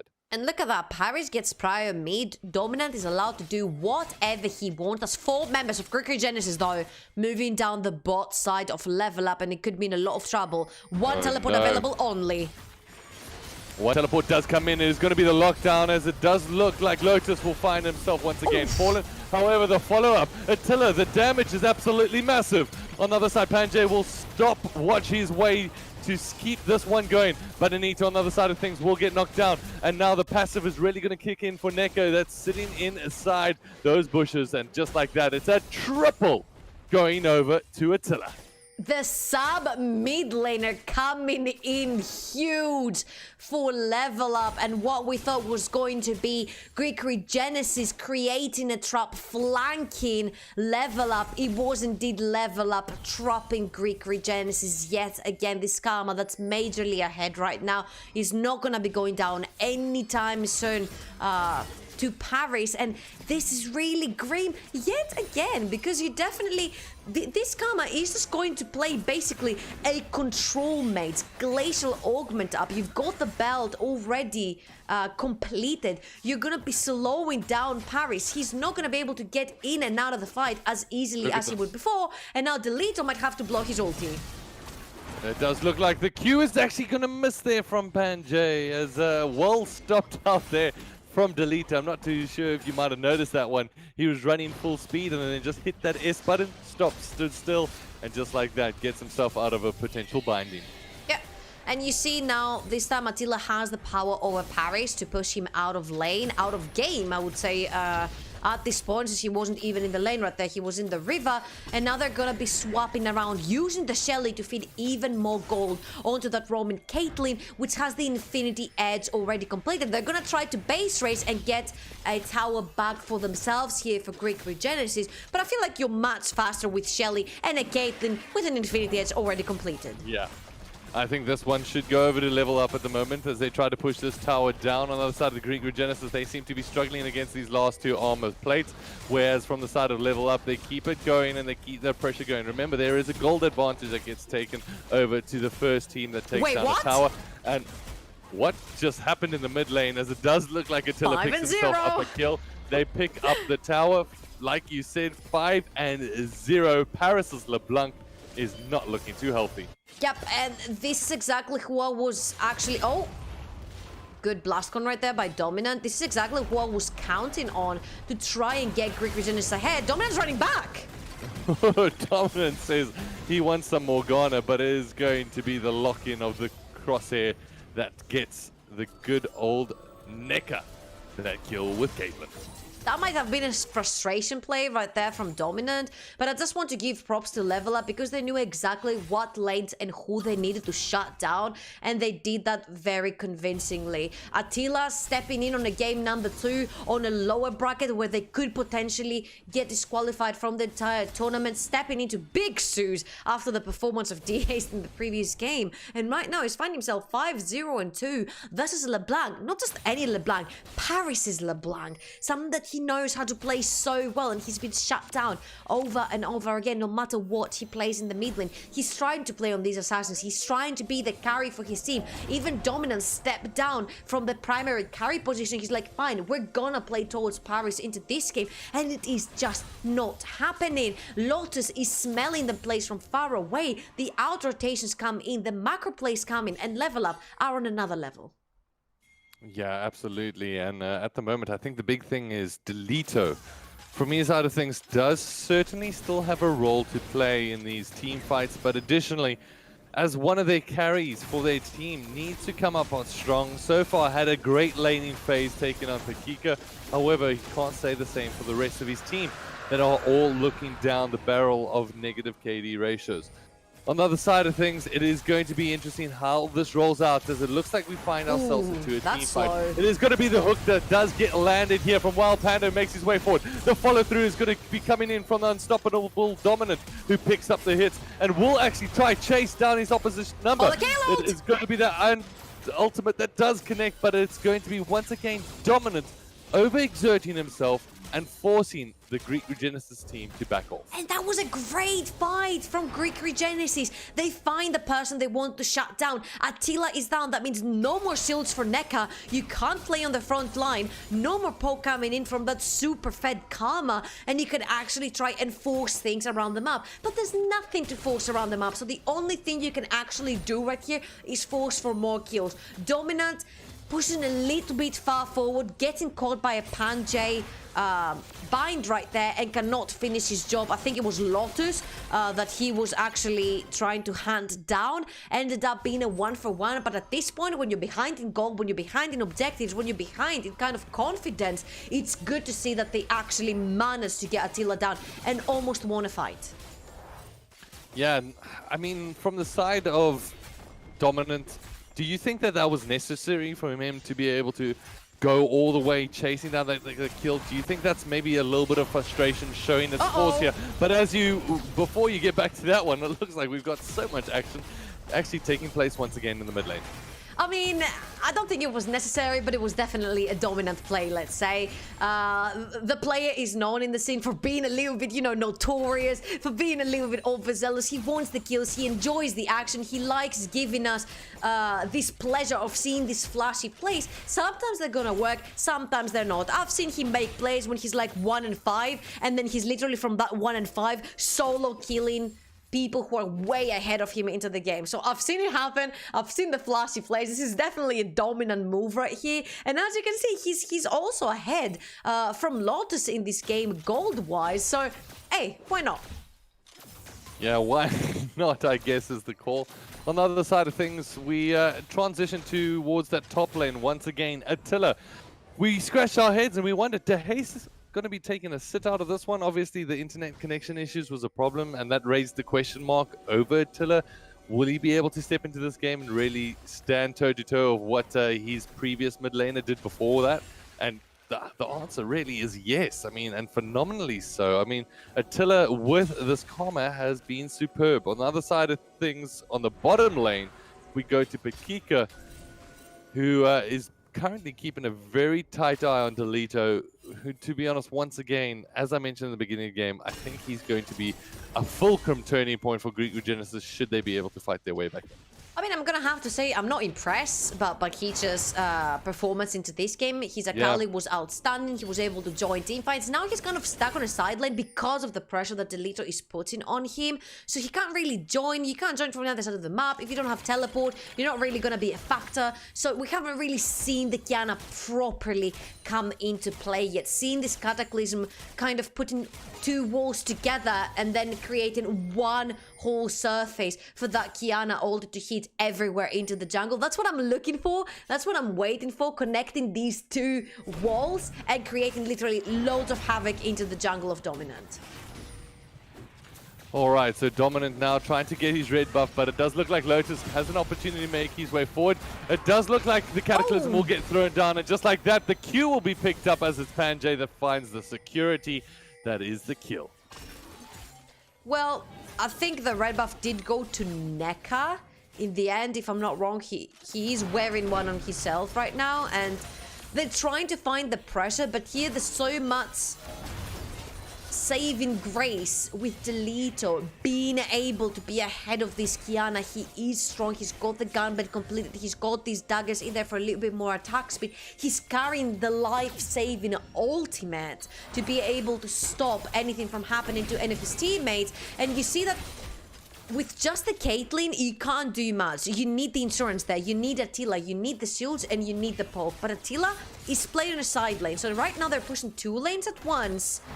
But it's not that safe for them. I would have rather seen them go together as a team. Since it's only 3,500 gold difference, this could turn very easily towards Greek Regenesis' side. Yeah, and Dominant now trying to make his way forward towards Lotus. They have opportunity as they do decide to take their travels all the way towards Lotus, who gets a couple of his flowers picked away from him, but still standing quite tall at the moment. On the other side of things, the root will be able to land, but it's not going to really do too much as they watch this Drake actually get handed over to Greek Regenesis. And again, look at the top lane though. Exactly, great call from LevelUp. They're like, all right, they're gonna go for this Ocean Drake. We don't really want Ocean Drake. The lane phase is over. We don't care about the regeneration it's going to give. So we're gonna take the tier 2 in the top lane instead. Global gold, global pressure, even more vision that's gonna go down for the side of LevelUp. And I have to give props to Greek Regenesis. It was a very clever engagement right there by Dominant, because he saw that Lotus used his Q to try and steal the blue buff away, which means that the EQ combo could not come into play and he wouldn't be able to get away if he was getting engaged. Of course, the rest of his team was there to aid him, and the Ocean Drake goes to the side of the Greek team. It cost them a tier 2, but a Drake is a Drake. A Drake is a Drake indeed, as that I mean, will they'll go take into anything their they back can, pocket. Nick. Yeah, I know, Greek Regen. I'm not disagreeing with you there. I really do feel like at this point it's going to be so tricky, but it does look like they've chosen once again the wrong target. As Panjay has the shield, he's got the the hourglass, and now it is the follow through from Lotus, who makes his way forward. Bananito, Bana bye-bye, as it looks like he flies away into the death realm there. But now it is going to be Kale that needs to try back off. Does not have the ultimate in support, as it is going to be Patika, who says, you know what, I want this kill so badly. Give me something in this game. He's been giving me trouble all day.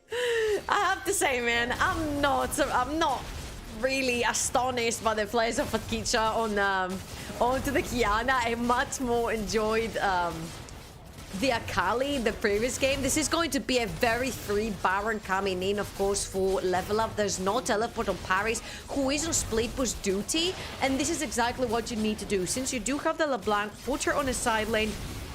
She can deal with the Kiana, she can deal with the Karma and keep on pressuring wave after wave and be very annoying. On the flip side though, you cannot fight with this LeBlanc, but you cannot really fight with the LeBlanc as well, because this is the problem. You are again stuck on an assassin that's not fed versus a team that has spell shields and shields. You're pretty much screwed this game. Yeah, it's going to be a very difficult one for Greek Regenesis to get in by all means. And at the moment, I mean, I can't blame them. It has been a phenomenal performance from LevelUp throughout the series, and thus far they've gone up against one opposition that has tested them and actually defeated them, and that was the winners from the previous season. However, if you're Greek Regenesis right now, you're going to feel a little bit hard done by. You had a tough 2-1, and now you're facing this team LevelUp that, let's be honest, we never knew exactly what they're going to be able to do, but they came into this with such a surge and such authority that it made us raise our eyebrows, and they've done exactly that. And to be honest, I don't want to find myself in the losers bracket if I'm any one of these teams at the moment, because this LevelUp team are looking exactly that. They have leveled up, but it does look like we've got the team fight about to take place, as it looks like the hourglass will get popped. It is going to be a huge follow through there coming in from Paris, but he will find himself knocked back as he chunks them down low, but they all still remain standing here from LevelUp.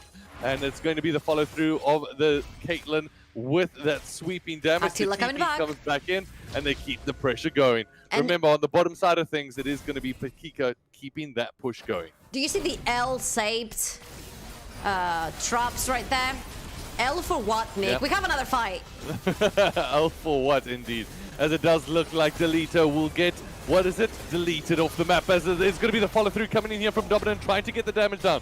It is going to be the level Patika that comes up with the strong, and it is the root that connects its way down. But Wild Panda looking pretty much as the Pandas do, very close to extinct. Yeah, and I have to say, man, NECA is playing these team fights so freaking well, as they do catch Pyrsos again, but he's going to use his distortion and get away from any sort of trouble. I have to give props to the entire LevelUp team. They seem like a completely different team. They went into random fives, best of 3, and they were like, we kind of know what we want to do, and we don't. This is going to be the FF coming in from Greek Regenesis, and we have a quick 2-0 coming in from the LevelUp squad, and we have our first eliminated team, which is a team that I was not expecting to get eliminated that early into the game. But of course, as you all know, we're gonna go into a very quick commercial break. When we're back, we're gonna bring our next best of 3, which is going to be Wild versus Pyrsos, another Greek team that are looking to redeem their name and hopefully not get disqualified too. That would be a big hit for the Greek teams in this tournament. We'll see you guys after the commercial break. Stay tuned for our next best of 3.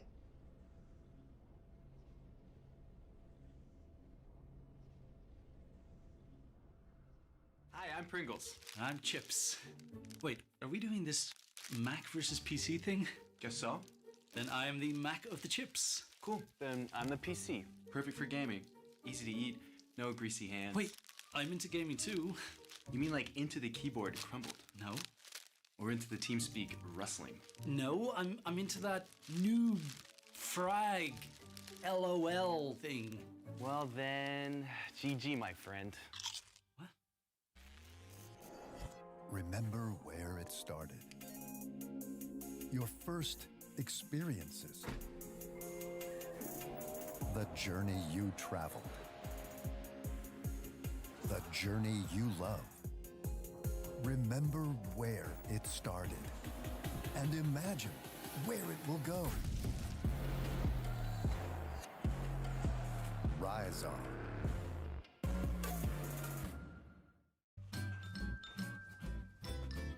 You ready? Huh? Hey, easy boy, huh? You ready? Huh?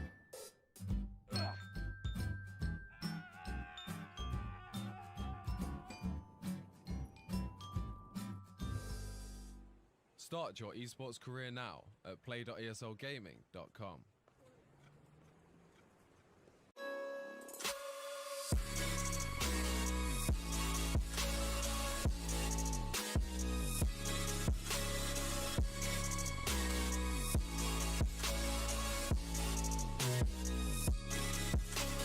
You love it, you wear it.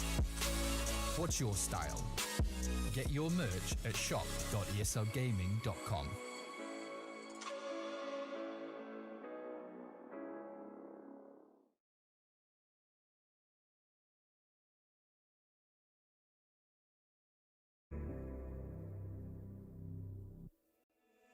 Sarah, I want to fade away, be with the stars in outer space. You come and you go, you take me high, you take me low, but I don't know how to do this on my own anymore. Oh no, now it's my leave for the melancholy. Couldn't fill a hole inside me. Damned if I do, damned if I don't. Now it's Xannies till I numb my psyche. Cocaine just to feel my heartbeat. Nothing to lose, nothing to gain. Sarah,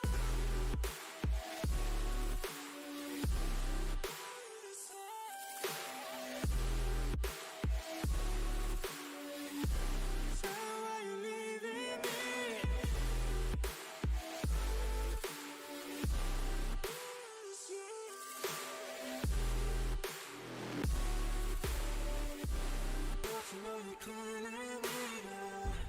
Sarah, I lost myself today trying to find ways to make you stay.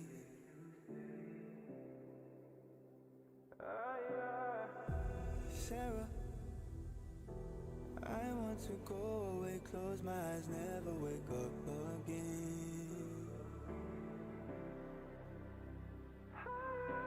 You come and you go, you take me high, you take me low, but I don't know how to do this on my own anymore. Oh no, now it's my leave for the melancholy. Couldn't fill a hole inside me. Damned if I do, damned if I don't. Now it's Xannies till I numb my psyche. Cocaine just to feel my heartbeat. Nothing to lose, nothing to gain. Sarah,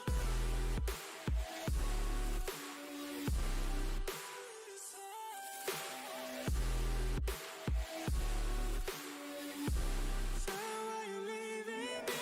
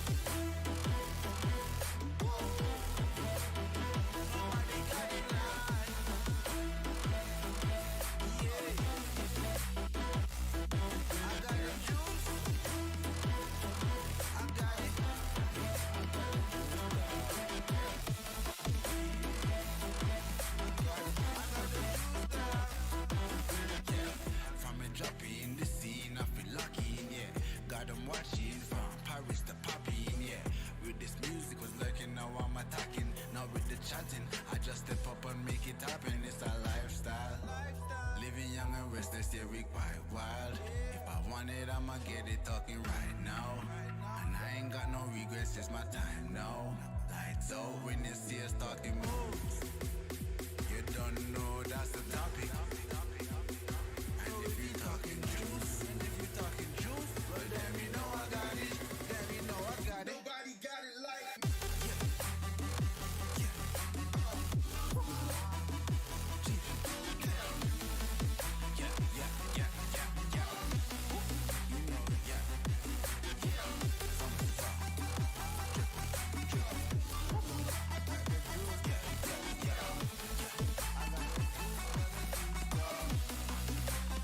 You know.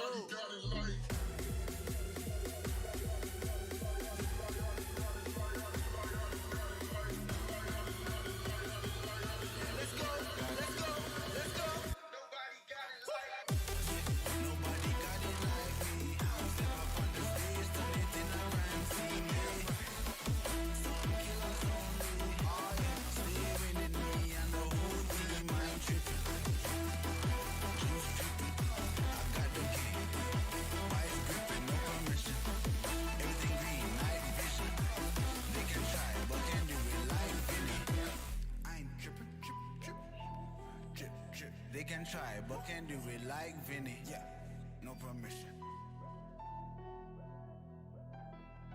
I got it.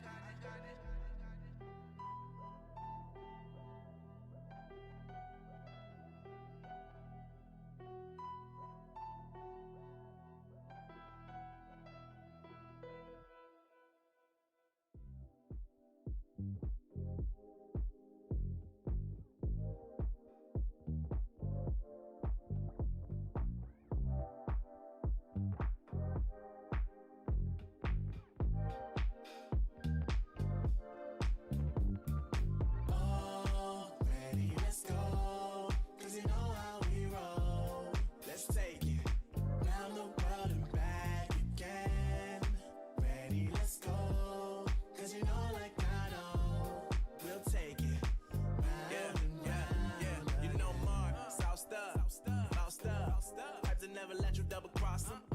Moving through the city like it's Gotham. They told me get one, so I got one. Stop saying you're a boss when you now one. You ain't sacrificed, nah, you ain't lost none.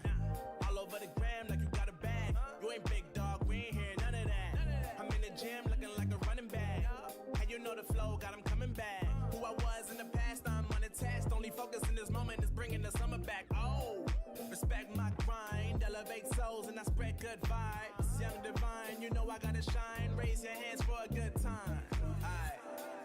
Vibe until the morning, sleep until the noon. You said that you want it, so I got it for you. Let's all get together and show them how we move. We move, we move. Bringing summer to you. Oh, ready, let's go. 'Cause you know how we roll. Let's take it round the world and back again. Ready, let's go. 'Cause you know like I know. We'll take it round and round. Yo, hold up, let me switch my flow up. Back in high school, they were telling me I'll blow up. Doing talent shows and man, everyone will show up. Got in an accident and still made it for them to go nuts. You know what? I'm so what? I'm so That means I can't describe the way I vibe, the way I slide. And with the rhymes that make the dimes, I'll close their eyes and fantasize. I'm divine calling their phone number. No, you know I love it. And you know me, I can't sleep without blazing beats. On stages for their ones gracefully. And I got a smile that they hate to see. Young, black, successful, though life gets stressful. Though life gets stressful, go and vibe out with whoever you next to. Vibe until the morning, sleep until the noon. You said that you want it, so I got it for you. Let's all get together and show them how we move. We move, we move. Bringing summer to you.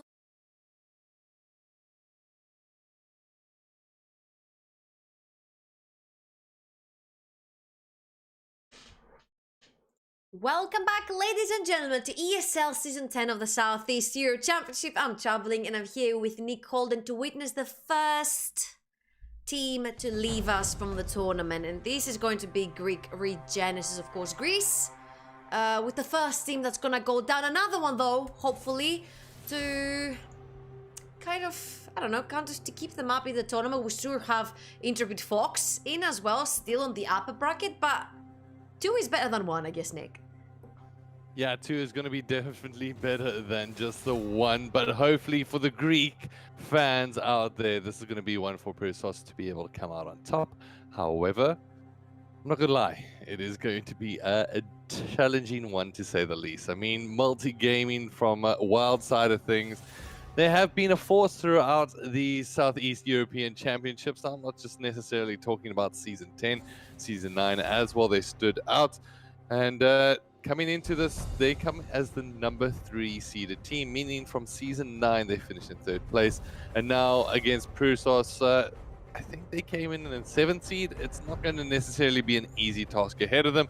However, I do like the bans coming out from them. They've clearly done some of their homework as they have targeted the Rise as well as Syndra, which have been removed from the playing field. However, on the other side of things, Wild Gaming have gotten rid of the Rumble as well as the Echo and the Kiana, which means that, to be honest, that's a big deal of AP being removed from Yumi's still open here, and it could potentially be locked in for a while. We haven't really seen a lot of Yumi being open and available. The Garen Yumi could still be a possibility right now. We're playing on 919. On 920, Garen received a lot of buffs his way, which I'm still question marking myself about that one. Could potentially be, it is going to be the Akali locked in, potentially for the hands of Marine or Sora. It's going to be flexed around, and I think all eyes here again fall on Veronis. He was the one rock for the team that was always consistently doing well, even on that 0-2 versus Asus for Pyrsos. He was still the player that was doing really well in his lane. He was consistent, he was getting the kills, he was creating some pressure. Now we need the rest of the team to come together and try to perform as one unit. The Zarya gonna be locked in. Rakan is also available if they choose to lock in the Lovers Duel though. Yeah, let's see if they're going to be able to lock in that Lovers Duel, but it does look like the Pantheon, the big pick coming out, and I can't wait to see what they're going to be able to do with him. Obviously giving so much potential, even with dives, the ultimate essentially across map. On the other side of things, I do like this Lee Sin potential pickup. It does look like the Olaf rather will get hovered over, and understandably so, but no, they decide to go it's going to be the Caitlyn Morgana. Yeah, there we go. I mean, it is a very strong lane, and you can really exert pressure with that, because Caitlyn is not really an ADC you want to fiddle with too much in lane. She has that very long range, she has the traps, she has a lot of poke together with Morgana, so you kind of let her do whatever she wants in lane, but in return what she gives you back is a lot of objective pressure. She will take that bot lane tower, she will cash in on the started playthings, and then she will swap onto another side of the map to do the same over and over and over until she's in front of your Nexus towers and the Nexus itself. Of course, Karma gonna get locked in right here. I'm thinking this is going to be the bot lane locked in for Pyrsos, the Zarya and the Karma, to try and fend off all the aggression from the Caitlyn Morgana lane. Yeah, a lot of challenging positions, as we saw in the previous game when Caitlyn and Morgana puts you into a corner. Essentially, you get locked down. The CC chain is absolutely massive, as now it moves over to the banning phase, as we still fail to see junglers, unless this Pantheon does go in the jungle, which I highly doubt. We see that the Talia as well as Xin and Rek'Sai will get banned out. One more jungler potentially meeting that list too. To be honest, if I was on the side of Pyrsos and the Olaf had already been flashed, I could potentially go for that Olaf ban, but because Sanya had previously played that Zinza on the first game, not so great. Second game, very much more decisive. They ended up losing to the third one, but still that Zinza seems to be a big threat for Pyrsos as well here, so they're gonna choose to get it away from their eyesight. Lee Sin also banned, and we have seen an extremely high ban percentage here towards that jungle. The Echo being banned, as well as Talia, Lee Sin, Rek'Sai, and Zinzao, leaving open picks as Olaf, Elise, and Jarvan.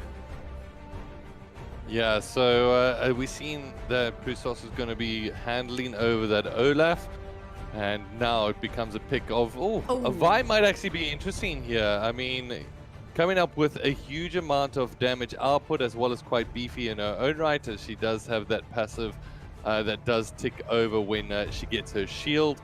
And then coming across, as we mentioned earlier, that Jarvan always becoming a good pick with time, and also does open up that door, as we saw in the previous game, to Kiana, but this time that door is firmly shut closed, has been banned out by the Wild Gaming team a little bit earlier. Oh, and I love this composition coming here from the Hungarian team.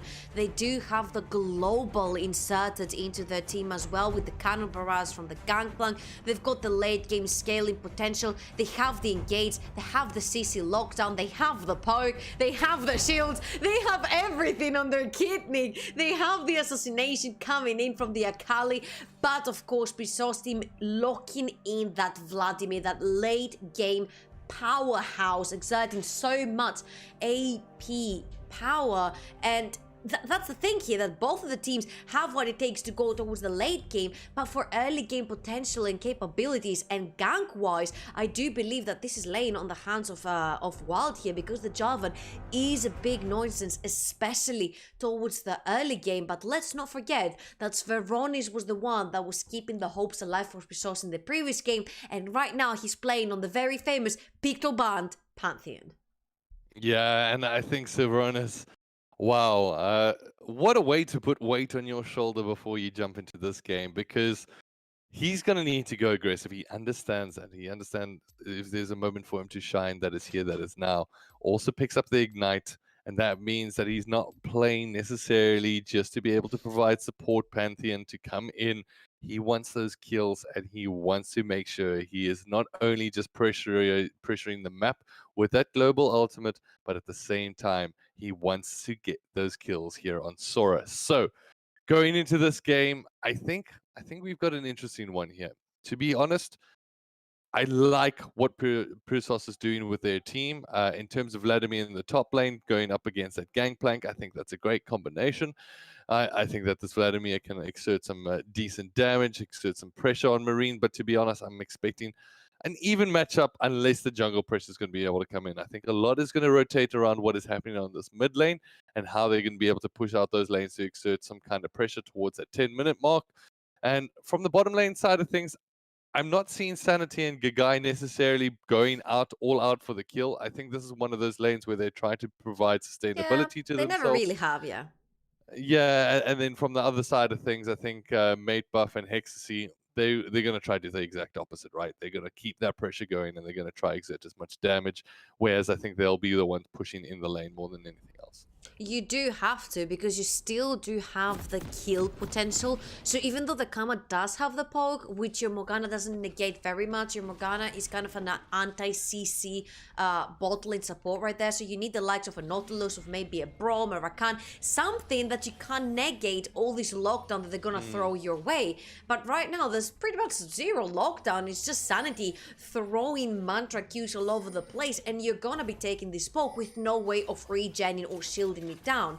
So Hexasy and Mate are gonna have to play for these traps. They're gonna have to play for the bind into a cupcake, into another cupcake, and potentially try to get all that pressure, if not the kill, forcing Pyrsos' bot lane underneath the tower, which is where Caitlyn shines. This is where you start cashing in on these turret platings and you move on from there.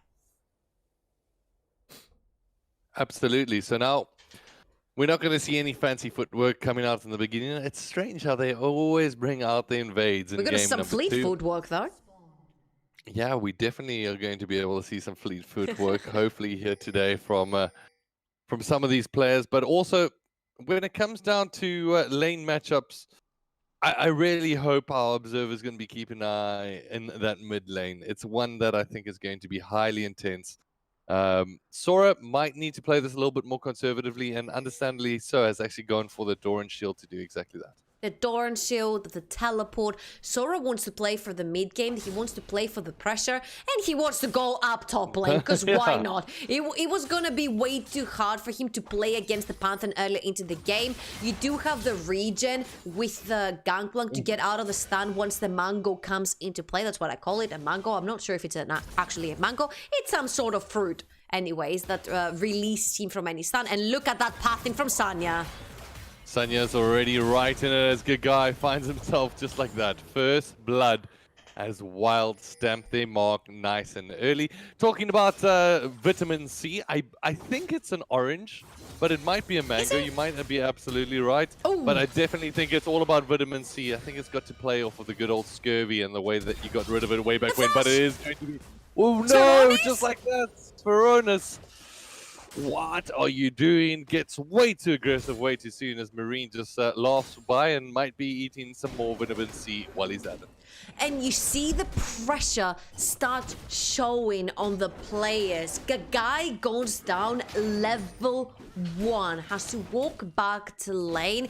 Caitlyn already ahead, and even though I'll give props to Gagai for playing this gank very well and maneuvering himself around the dark binding coming in from Hextasy and everything, he ends up going down because he had to walk closer to the Wild members to try and avoid the binding that he took way too much damage by the time he had flashed. And then Sveron is feeling the pressure, taking the flash off of Marine and trying to exert even more pressure by grabbing a kill himself. Ends up going down by a misstep, tanking way too many tower shots there. And you see that sometimes it starts getting a little bit shaky when the nerves start kicking in, when you know you have to be the carry for your team and you have to do something right here, right now. I don't believe that the right here, right now is a level 2 tower dive by Sveronis, but he definitely does have the upper hand here on the Pantheon.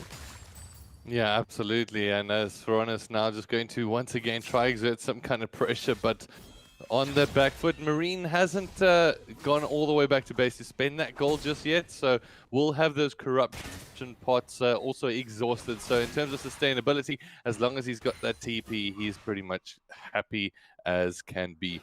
However, on the mid lane, once again, Sveronis is going to try to keep that pressure down. Marine will get chunked down to half health. Wait, on the other side of things, it's mate buff. Mate buff? Wait, hello? Question mark? Lag? Isn't that what would you say in all chat? Sorry team, that was lag. I don't know about flashing forward and calling lag on that one. That's one of those things where you just have to look to your teammates and go, guys, I'm not too sure exactly what I was thinking, but they do get the follow through. Mate buff now, trying to get the shots fired on his opposite number. So here comes Sanya, and it's Destiny with the cheeky flash. What is happening here today, Trouble? So much back and forth and chaos is what's happening right here, Nick. It feels like both of the teams are willing to end this with a quick 2-0. They're like, we're gonna have to do it here and now. This is not how this is working. You cannot be diving under towers. Level 3 Caitlyn as Vervonis takes his revenge killing blow onto Marine. A straight up 1v1 that goes to the side of the Greek mid laner right there. Manages to put this pressure down that he wanted so much from level 1, Nick. Yeah, and I've got to ask the question there, why was Marine staying in lane for that long? He had the opportunity to come back with a TP, get himself an item, once again exert some kind of pressure, and now you've basically given pretty much Pyrsos their side of things, their golden hope, you might say, for this match. You've given them opportunity to shine. If you're talking about the bot lane matchup, I don't know how much hope there's there.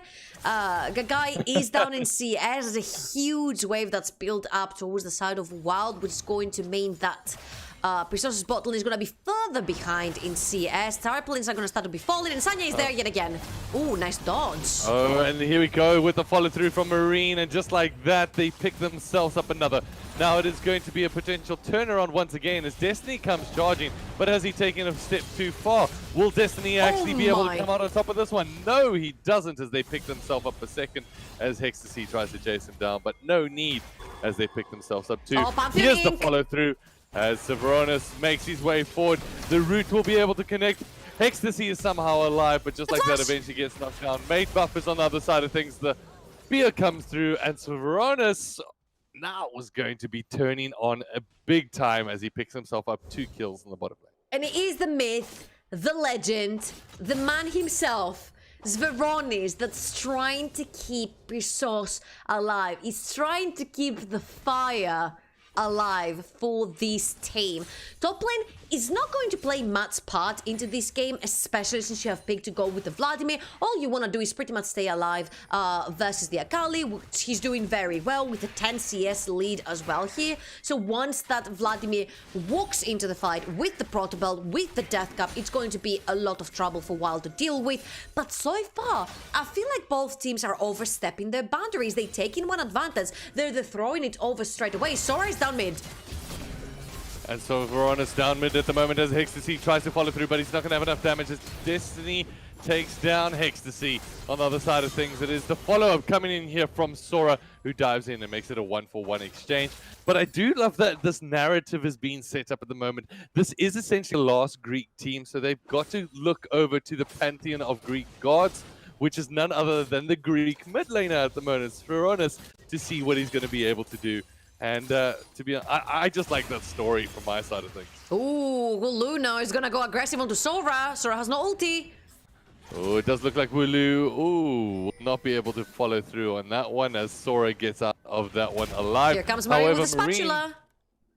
Aww. Marine just watches him walk away. Spatula like not gonna be used today. Unfortunate, at least for now. For Marine.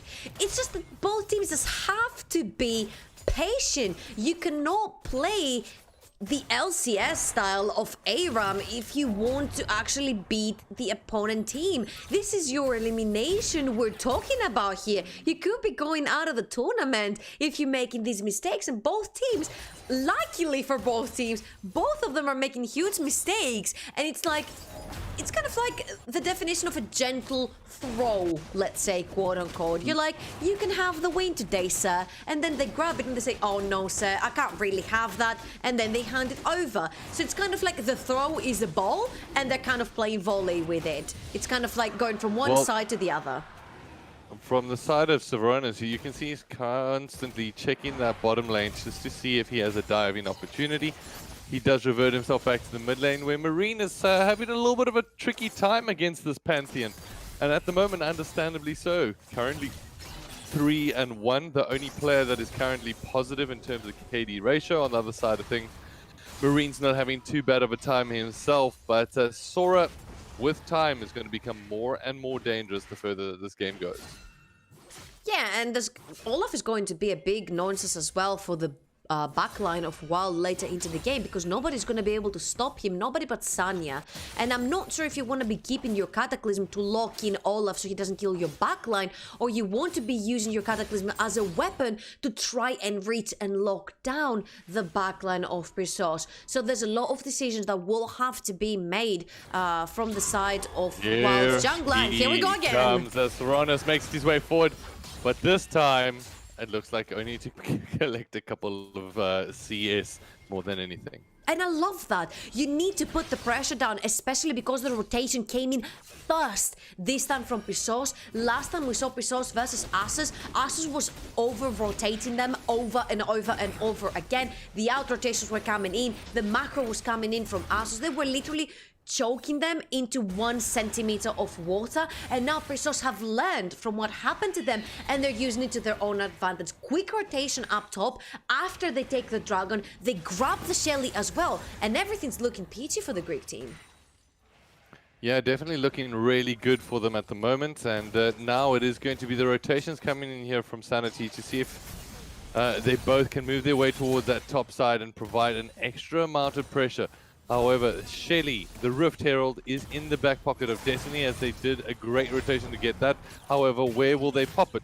As at the moment, we can see Destiny now making his way towards the backside of that top lane. Who knows? They might find themselves with a ganking opportunity. Yep, and I do like the fact that Zveronis is always looking for these opportunities. He does have the priority, which means that Sanya cannot be moving freely around the map, such as now. And it doesn't look like they're going to challenge on that one. Just a big spear for their efforts, as the Unstoppable will get called in here, and that is going to be the good old Olaf running his way out of there. just to make sure that he's got the security blanket, as well as he's, I believe he's running with Flash at the moment. A lot of Olaf players actually preferring Ghost. Do you think that you have a preference over one or the other, Trouble? Yeah, I do enjoy the Flash as well. It sets you up for some Flash dunk opportunities, as we call them, with the E especially. And of course, when these Baron Steel plays come up, you want to have the Flash to be able to get into the pit. Oh, it does look like Sora finds his way in. And oh, it's not going to be enough as Wooloo comes out on top. And we've seen so many of these missteps and misplays coming in from both teams. They both think that the plays need to happen right here, right now, and they don't. They've got a Caitlyn that's ahead in CS, pressuring tire platings, cashing in money. Wait until this Caitlyn is all the way around the map. Destiny, though. Yeah, so it does look like they just exchange a couple of hits to one another and then back off in their respective regions. So far at the game, as we approach what is near now on the 13-minute mark, both these teams are relatively tied up in the gold count. However, they have been shifted across a little bit more extensively on Pyrsos' side to their mid laner, none other than that Pantheon, which is not a bad option inside of their point of view. If they could have said one of our laners would have a gold advantage at this point, they would say, you know what, give that one over to Severonis. From your side, Trouble, do you think that this one is still very much anyone's game? At this point, I have to give it towards the side of Pyrsos. I do like the way they're maneuvering themselves around the map, and I do like the fact of them out-rotating Wild, who is ahead in gold just by a tiny bit, almost 1k for them. I do think this is revertible. Of course, everything is even right now. I just need to see how Severonis is going to exert this pressure that he gained in lane towards other lanes and the jungle. They need to free Destiny. They need to get this Olaf into some fights. They need to actually get Severonis even further ahead. I like that from Severonis. He actually knows exactly where Sora is hiding, throws out the Q and says, you know what, I've spotted you. If you think you're in for a surprise, I've got you exactly where I need to. As the next Drake will actually come up, and that is going to be none other than the Mountain Drake, of course, giving you a little bit more objective control. And this is very much exactly what Pyrsos are trying to get, is that objective control. And so far, they've been looking very good with their prioritization of that. Oh, yeah, and definitely because you have your Caitlyn. Sure, Infinity Edge is completed, but it's completed all the way up the top lane. No teleport possibility available. So it's going to be a very smooth and a very clean Mountain Drake coming in for Pyrsos. Something that they're definitely going to need later on in the game, and Hexa is in a little bit of a trouble. Oh my! Sanity Absolutely flashing onto that phenomenal. cherry. Great play there from Matebuff. However, it does look like we've got action in the middle of the lane. Now hunts him down. Wait, what? At the same time, Matebuff picks himself up a double kill, as it is the follow-up with his jungler, Sanya Dao. Now here's the thing. In team fights, if Severonis and Destiny can manage to find the way through to the backline of Wild, it's going to be extremely hard for the Caitlyn to keep herself alive, even with all the black shields coming in from Hextasy. On the other hand, you've got a Matebuff that doesn't even need to find you. All he does is literally swapping lanes, taking towers, getting objectives for his team, aka more gold, and Sora is in a little bit of a pickle. Yeah, definitely in a pickle, and trying to get out of that jar, as the flash will get spent there just to be able to dive out. Sora, thank goodness for him, gets out with his life, but questionable play to say the least. It wouldn't be the first one, not for Sora specifically, but in general in this specific game. Both teams, I'm gonna say, are playing very, very recklessly. So far, it is Wild that's coming out on top, especially with this Caitlyn Morgana dominating every lane they put themselves into. And I mean, the Pyrsos are doing a great time at keeping up with the bot lane of Wild. They're swapping instantly when they see Wild's bot lane changing around from one lane to the other. Now, all we need to see is what we said a little bit further behind, that if Severonis and Destiny find the way to the backline, that's going to be a lot of warning lights going on and off for Wild. Is Mate going to be able to keep himself alive? Yeah, that's going to be a big question mark, but you've also got to start questioning now the scaling of these two teams. Going into the late game, I honestly do like this Wild Gaming composition. I mean, they've got a lot of damage output coming in from that GP. Those barrels really start hurting around about that 25-minute Ooh, mark. are we going to see 1v1? And it does look like Saronis does make his way forward. This time, Sora gets out alive once again. Oof, definitely a slippery fish is that Sora.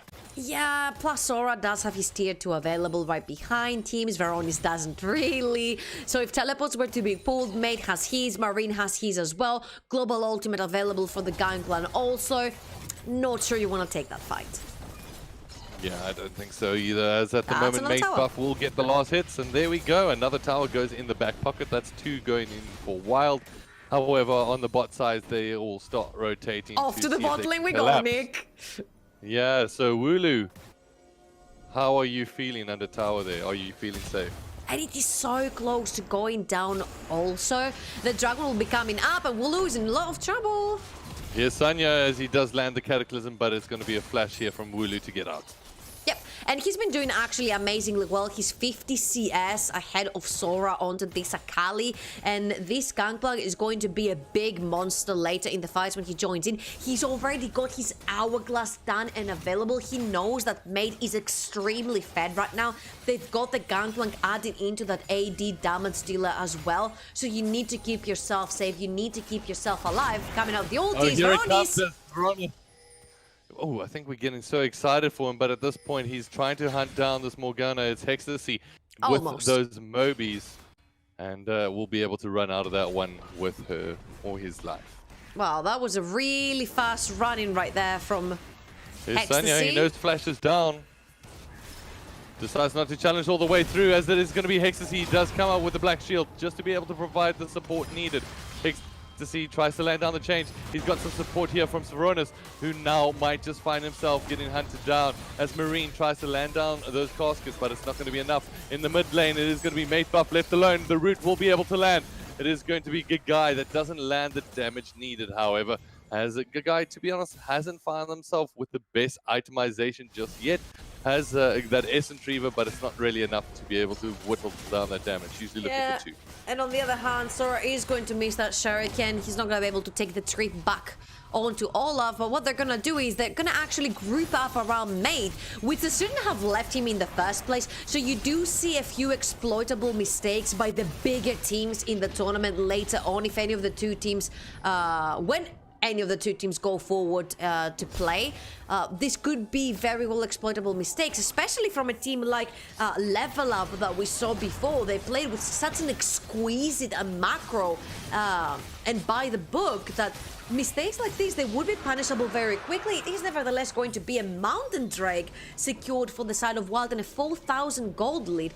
Now, what is really worrying right here is you need to remember who your fed player is, who you need to play around. Right here for Wild, it is going to be Caitlyn. You can't be leaving Mate all alone in the lane. You have to use him as the tower-taking weapon that he is. Swap him from lane to lane and take these objectives down. Build your lead from there, build your vision control, and then everything is going to slowly but surely fall into place. On the other hand, you have Veronis. You have this early game potential. You've got Hourglass on Wooloo. Force these neutral objectives and try to grab a flank. Yeah, I think you're absolutely right. That is going to be let's be honest, it's sometimes a little bit easier said than done, but let's see how they're going to be able to react on this. I still think that both teams are very much in this game. However, I kind of feel that Pyrsos has been gambling a bit with this Pantheon from time and time again, but who knows, this gamble might just pay off right now as they try to get the lockdown here on Hexacy, but Mate Buff keeps the damage ticking forward as Sanya Dal follows through. It is going to be Gagai that lands a Cataclysm as he locks down one. Will it be enough as the unstoppable force that is the Olaf makes his way forward? So far, everyone gets out relatively unscathed, just with a couple of scratches on their shoulders, but nobody falls down.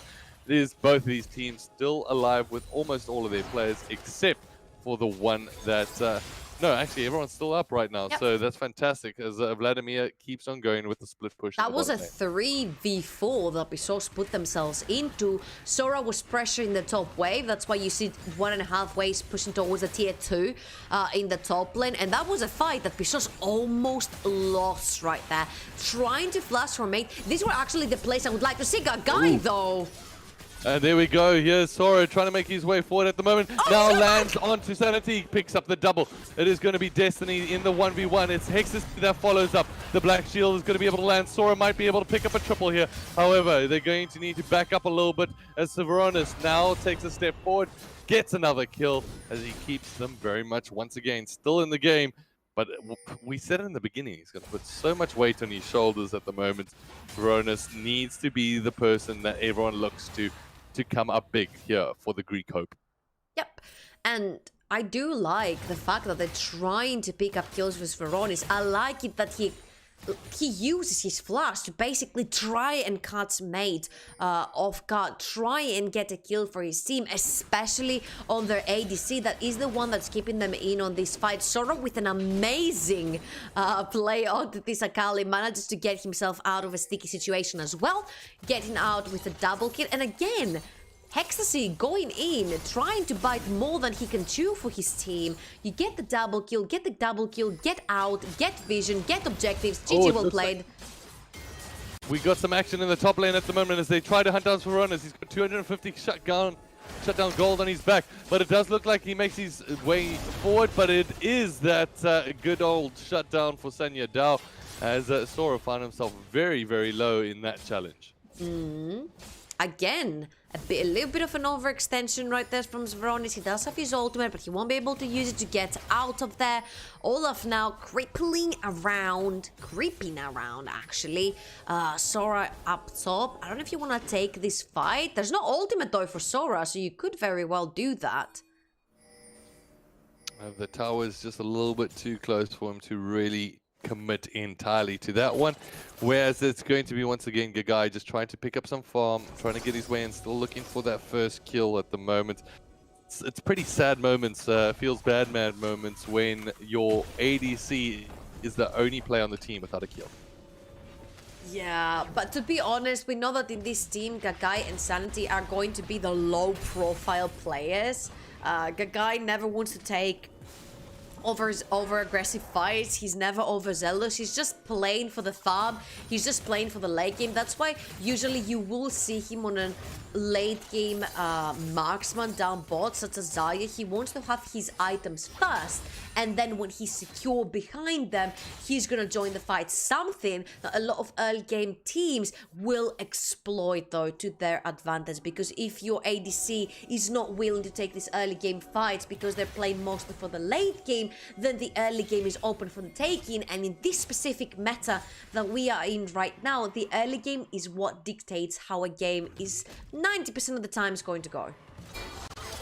Alright, it does look like the air Drake will get called into question at the moment. Sanya Dao just going to be doing a little bit of distance keeping, making sure that they can stay away as this Drake gets ready to spawn, or is actually up and ready. But it does look like we've got a fight as Hexasy finds himself knocked down. It is going to be the Hourglass that does get popped. On the other side, Hexasy gets popped eventually, but it is going to be this Vladimir Wooloo that keeps the fight going. The follow through now from Severonis. Is this a fight that they're going to be able to keep going as Magnus joins the fight on Sora on the top side? Should be able to pick up one, and then the second follows through with a double kill. It is now the side of Pyrsos that find themselves stuck between this Akali that has been looking so dominant, but I think he's taken a step once again too far.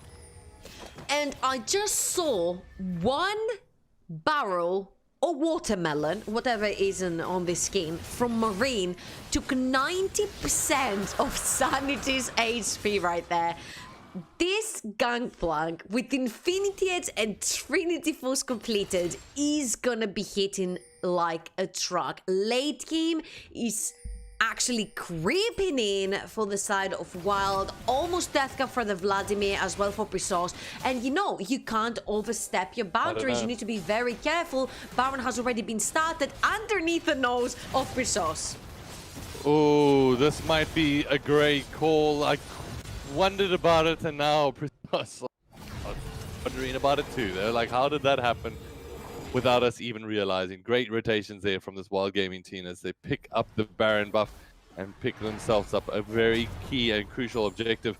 I think if Pyrsos were a little bit more suspicious of their opposition there, that could have been a huge moment to change the game for them. I mean, it's not a bird, it's not a helicopter, it has 2 wings, it's obviously gonna be a plane, and I think it was a little bit of an obvious play, that's what I'm trying to say here. By Wild, there's nothing else on the map to take, nobody's showing up, they just killed you down both, they just took the dragon, it was a mountain drake as well. What do you think they're gonna do after this? They're gonna go all the way up top and take the only neutral objective that's left in these 2 rivers right there, and it is going to be the Baron. They had not a lot of vision, I have to say, so outside of the pit, they couldn't know if Destiny was coming in, his flash was available, he could potentially be going in, but he stops at raids, never taking further, is what's going to give Wild a very clean and easy Baron. Alright, now Wild make their rotations towards the bottom lane, which is pushing in at the moment. That should be their opportunity to pick up a tier 2 tower. On the other side of things, you can see the Gangplank very much going for that split push. Does have that TP available as an option should they need it. As Wooloo gets left alone here to deal a bulk of the defensive work, as the tier 2 does eventually fall down. On the top side, it is going to be the Gangplank that now has the opportunity to join the fight as the TP is still up. However, they do get the root down here on Veronis. It is going to be the Hourglass once again being popped here from the other side of things. Here comes the Gangplank as Marine gets ready to join the fight. It is the cleanup squad. Will they be able to pick up the ace here as Marine tries to follow his way in? He says, you know what, I don't even need to fight that fight as they go for the inhibitor here. Big plays coming in from Wild. Oh, and I think they can end right here, right now, Nick. Pyrsos only has Wooloo left for them, and he's down that mid lane still. Baron up and running. Everyone's still alive except Hextasy, but Hextasy does not matter because he's not dealing that much damage to the towers and the Nexus itself. And he is going to be indeed Wild picking up the first game of this best of 3 series. Yeah, really well done to Wild Gaming there. Overall, when it came down to objective, I think Pyrsos did a great job to be able to prioritize the Rift Herald. They prioritized the Drakes early on. It was great rotations, yeah. Yeah, they did really well. However, on the other side of things, Wild Gaming were really prioritizing, one, the towers, but also making sure that they gave the kills over to those that needed them. That's where I think Pyrsos kind of just struggled. They put so much on the shoulders of Severonis. Yep, that was indeed the case. Veronis unable to get his team forward to a victory. Let's see if he can do it. Him, both, and Pyrsos in the second game, or is Wild gonna take it on a 2-0 clean sweep? We're gonna find very shortly as this best of 3 series, our last best of 3 series for the day is continuing very shortly. Wait, are we doing this Mac versus PC thing? Guess so. Then I am the Mac of the chips. Cool. Then I'm the PC. Perfect for gaming. Easy to eat, no greasy hands. Wait, I'm into gaming too. You mean like into the keyboard crumbled? No. Or into the TeamSpeak rustling? No, I'm into that noob frag LOL thing. Well then, GG, my friend. What? Remember where it started. Your first experiences. The journey you traveled. The journey you love. Remember where it started. And imagine where it will go. Rise on.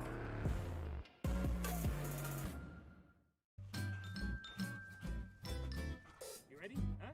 Hey, easy boy, huh? You ready? Huh?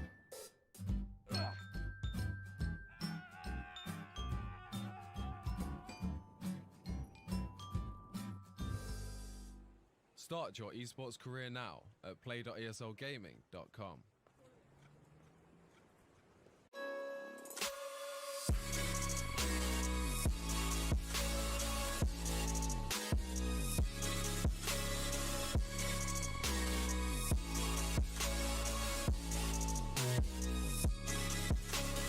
You love it, you wear it. What's your style? Get your merch at shop.eslgaming.com.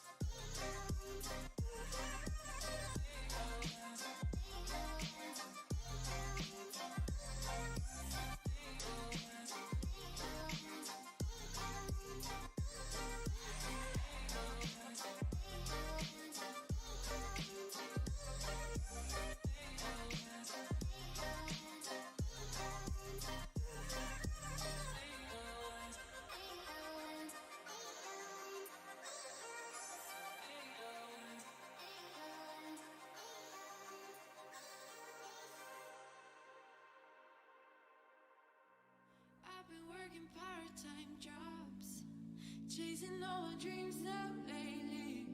No matter if I try too hard, nothing's ever enough, baby. No, I don't care too much. I don't care too much. As long as I can keep you by my side, I don't care too much. We got time, no rush. In your eyes, I always see there is something meant for me. In your eyes, I always feel different.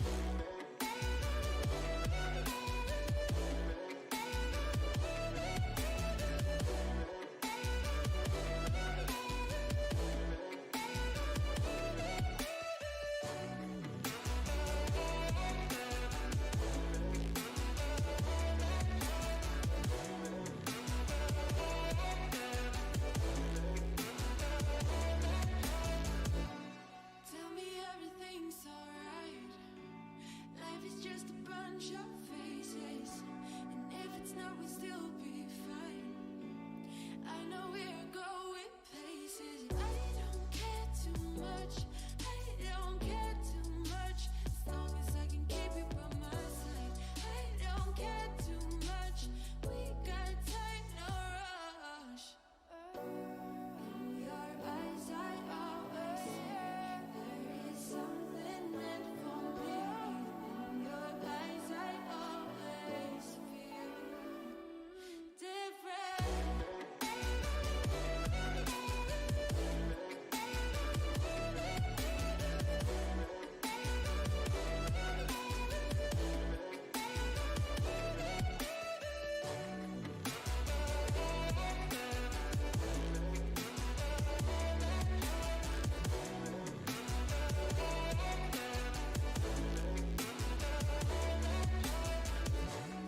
In your eyes, I always see there is something meant for me. In your eyes, I always feel different.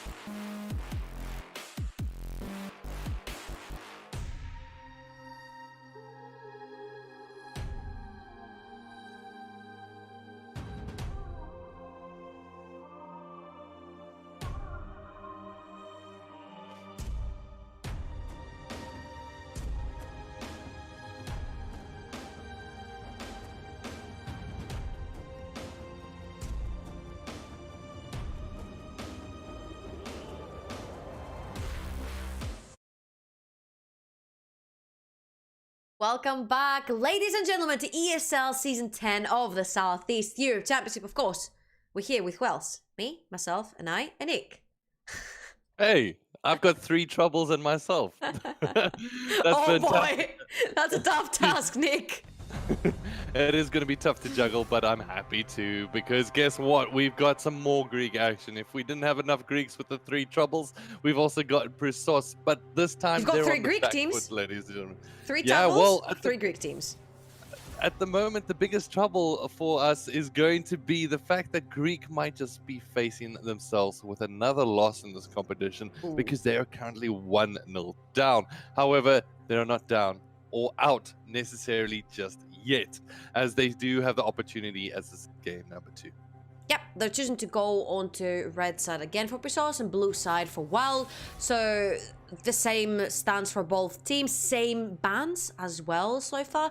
And let's see if Wild is going to choose to possibly take the Pantheon for themselves this time around. Because sure, it went into Zveronis' hands, but it wasn't necessarily used in a way where it kind of benefited the entirety of the team. It's kind of like Zveronis and himself trying to put the entire weight of the team on his shoulders and carry forward, but there's only so much weight a man can carry onto his backs. Wooloo with a great performance as well onto the Vladimir. It didn't go late enough to see that power exerting from the Vladimir that Wooloo was playing, and especially with the addition of the Hourglass instead of the Death Cup first, didn't allow for these high burst fights for Wooloo. We'll see what they're gonna choose to go for in this game though. Okay, so Akali, Kiana, pretty much standard bans. We'll see the Syndra as well as one of the most dominant bans of the tournament so far. The Zinzal will actually get locked in there rather than the Rise. That's interesting as once again that Pantheon slips past Wild, and not even slips. They say, you know what, the door's open. You want to take him again? Go for it again, yeah. We don't care. We're just gonna play Gangplank onto it again. If you want to tower dive him a level 2 again, go for it. Of course, we are in a very competitive environment. These players learn so fast from something they did wrong. Pantheon gonna get locked in yet again. If it goes in the hands of Zveronis, I'm pretty sure he's not gonna be having any dive shenanigans level 2. Alright, but this time around, it does look like the script will get flipped as the Morgana will get picked up here from Pyrsos. On the other side of things, Wild Gaming goes for the Severe, providing a little bit of extra protection in lane. So does Zaya as well. I mean, her escapes are pretty much second to none. So we'll just have to wait and see what they will decide upon here. But it's none of the above, ladies and gentlemen, as they go with the Kai'Sa. Ooh, it could potentially be a Kai'Sa Thresh, I wanted to say, but something that melee champions don't deal very well in the mid lane is that pesky Heimerdinger. He is so annoying to play against because you have to walk melee range to last hit your What? I couldn't even finish my sentence! Yeah, I mean, they're debating us at this point, I think, as it does look like the Yana will get locked in, as the Wind Temptress herself going to be able to throw those shields down, keep you healthy, and away. Should the fight be forced upon them, they're going to be able to spread that one across. Now, the Lucian gets locked in on the other side, and not a bad bottom lane if you're looking at from Pyrsos. Now, we're still looking for a top laner as well as a mid laner for Wild. On the other side of things, we expect a jungler and a top laner is still being waited out here for Pyrsos. Yep, and they're gonna start hitting the pool of Marine right now. Rise out of the picture.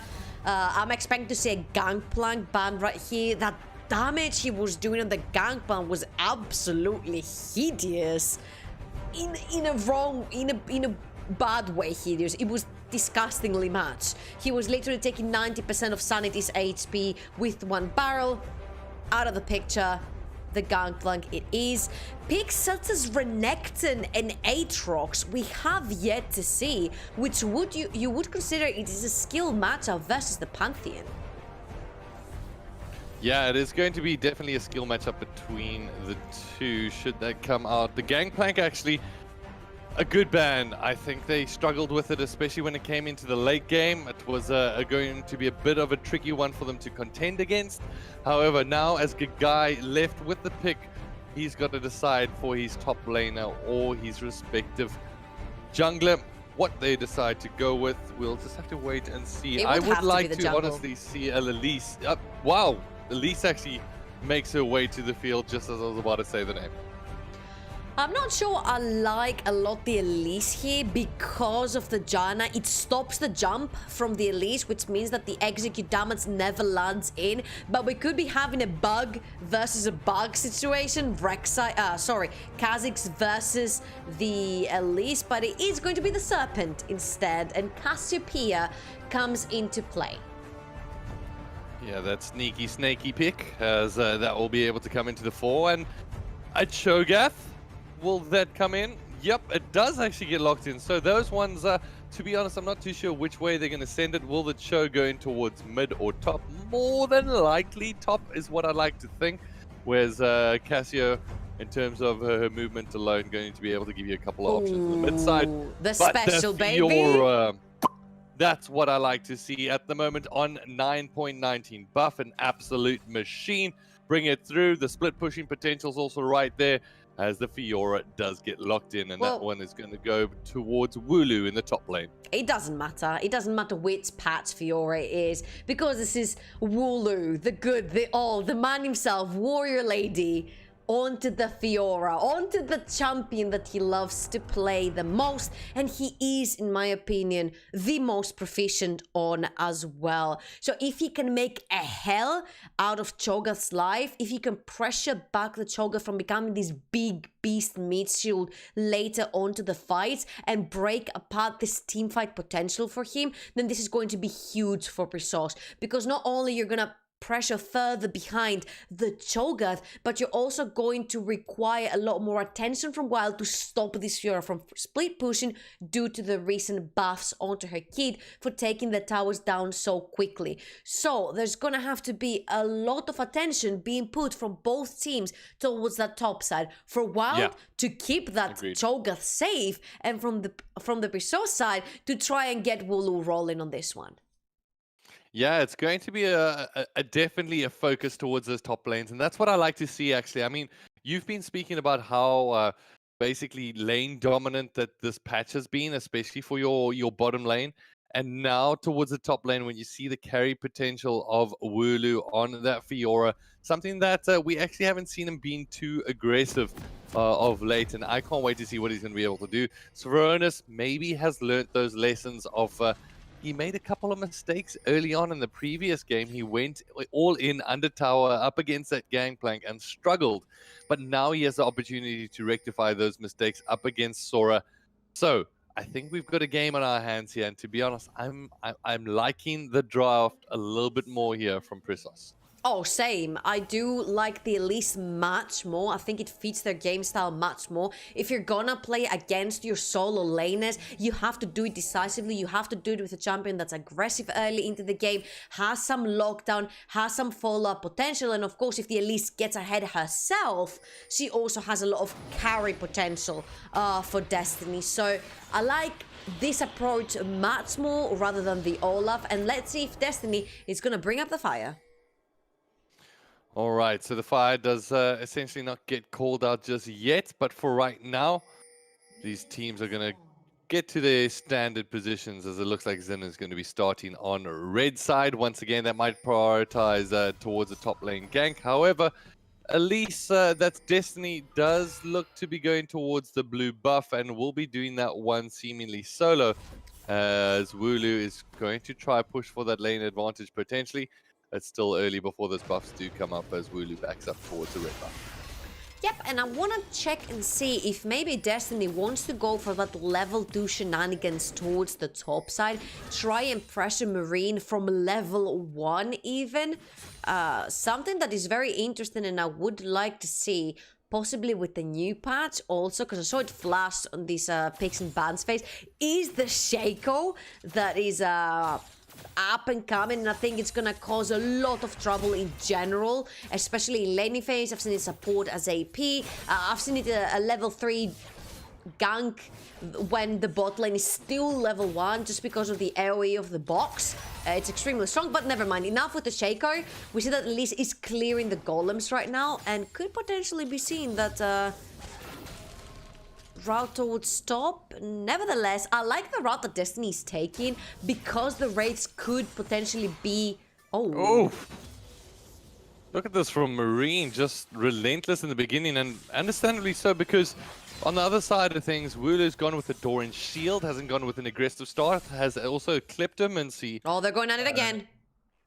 As it does look like they're exchanging trades at the top side of things, and Marine and Wooloo both sitting dangerously low at the moment, both with half HP, but Marine actually getting so much back from that passive of Chose. Ooh, missing the Q right there. This is crucial. Oof, it looks like Severonis is going to be able to push his way forward. Will he decide to flash forward? No, he decides against it, as it is going to be Sora that trades that one back relatively evenly. On the other side of things, assistance has been called here for Marine towards top side to be able to make a dive on Wooloo.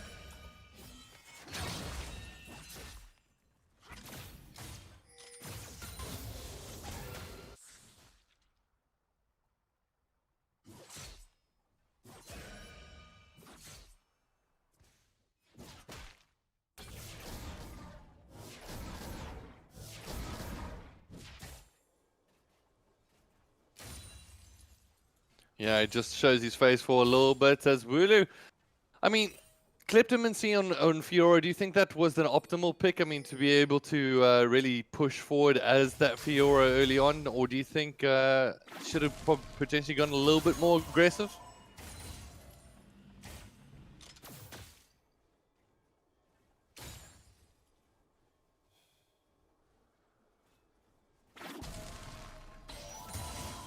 Yeah.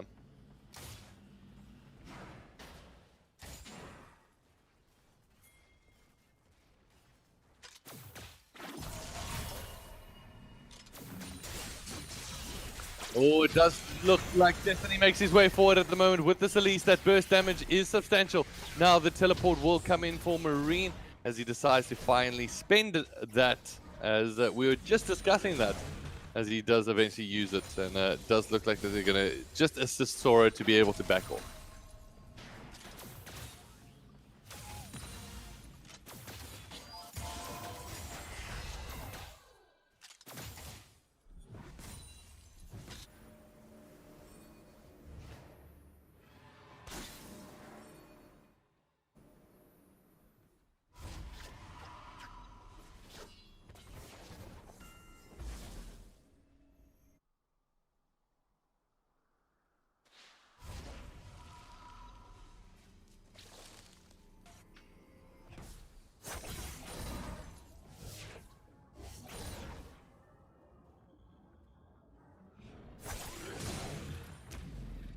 Oh.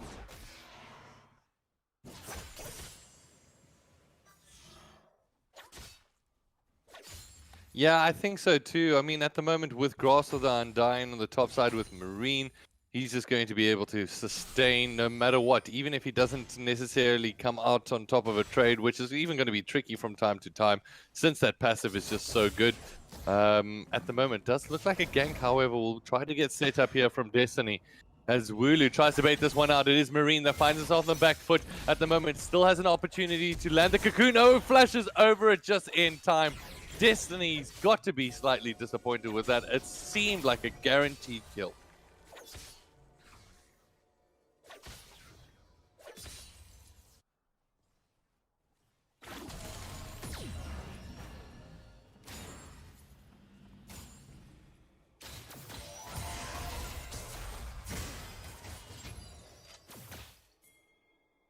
Ooh! They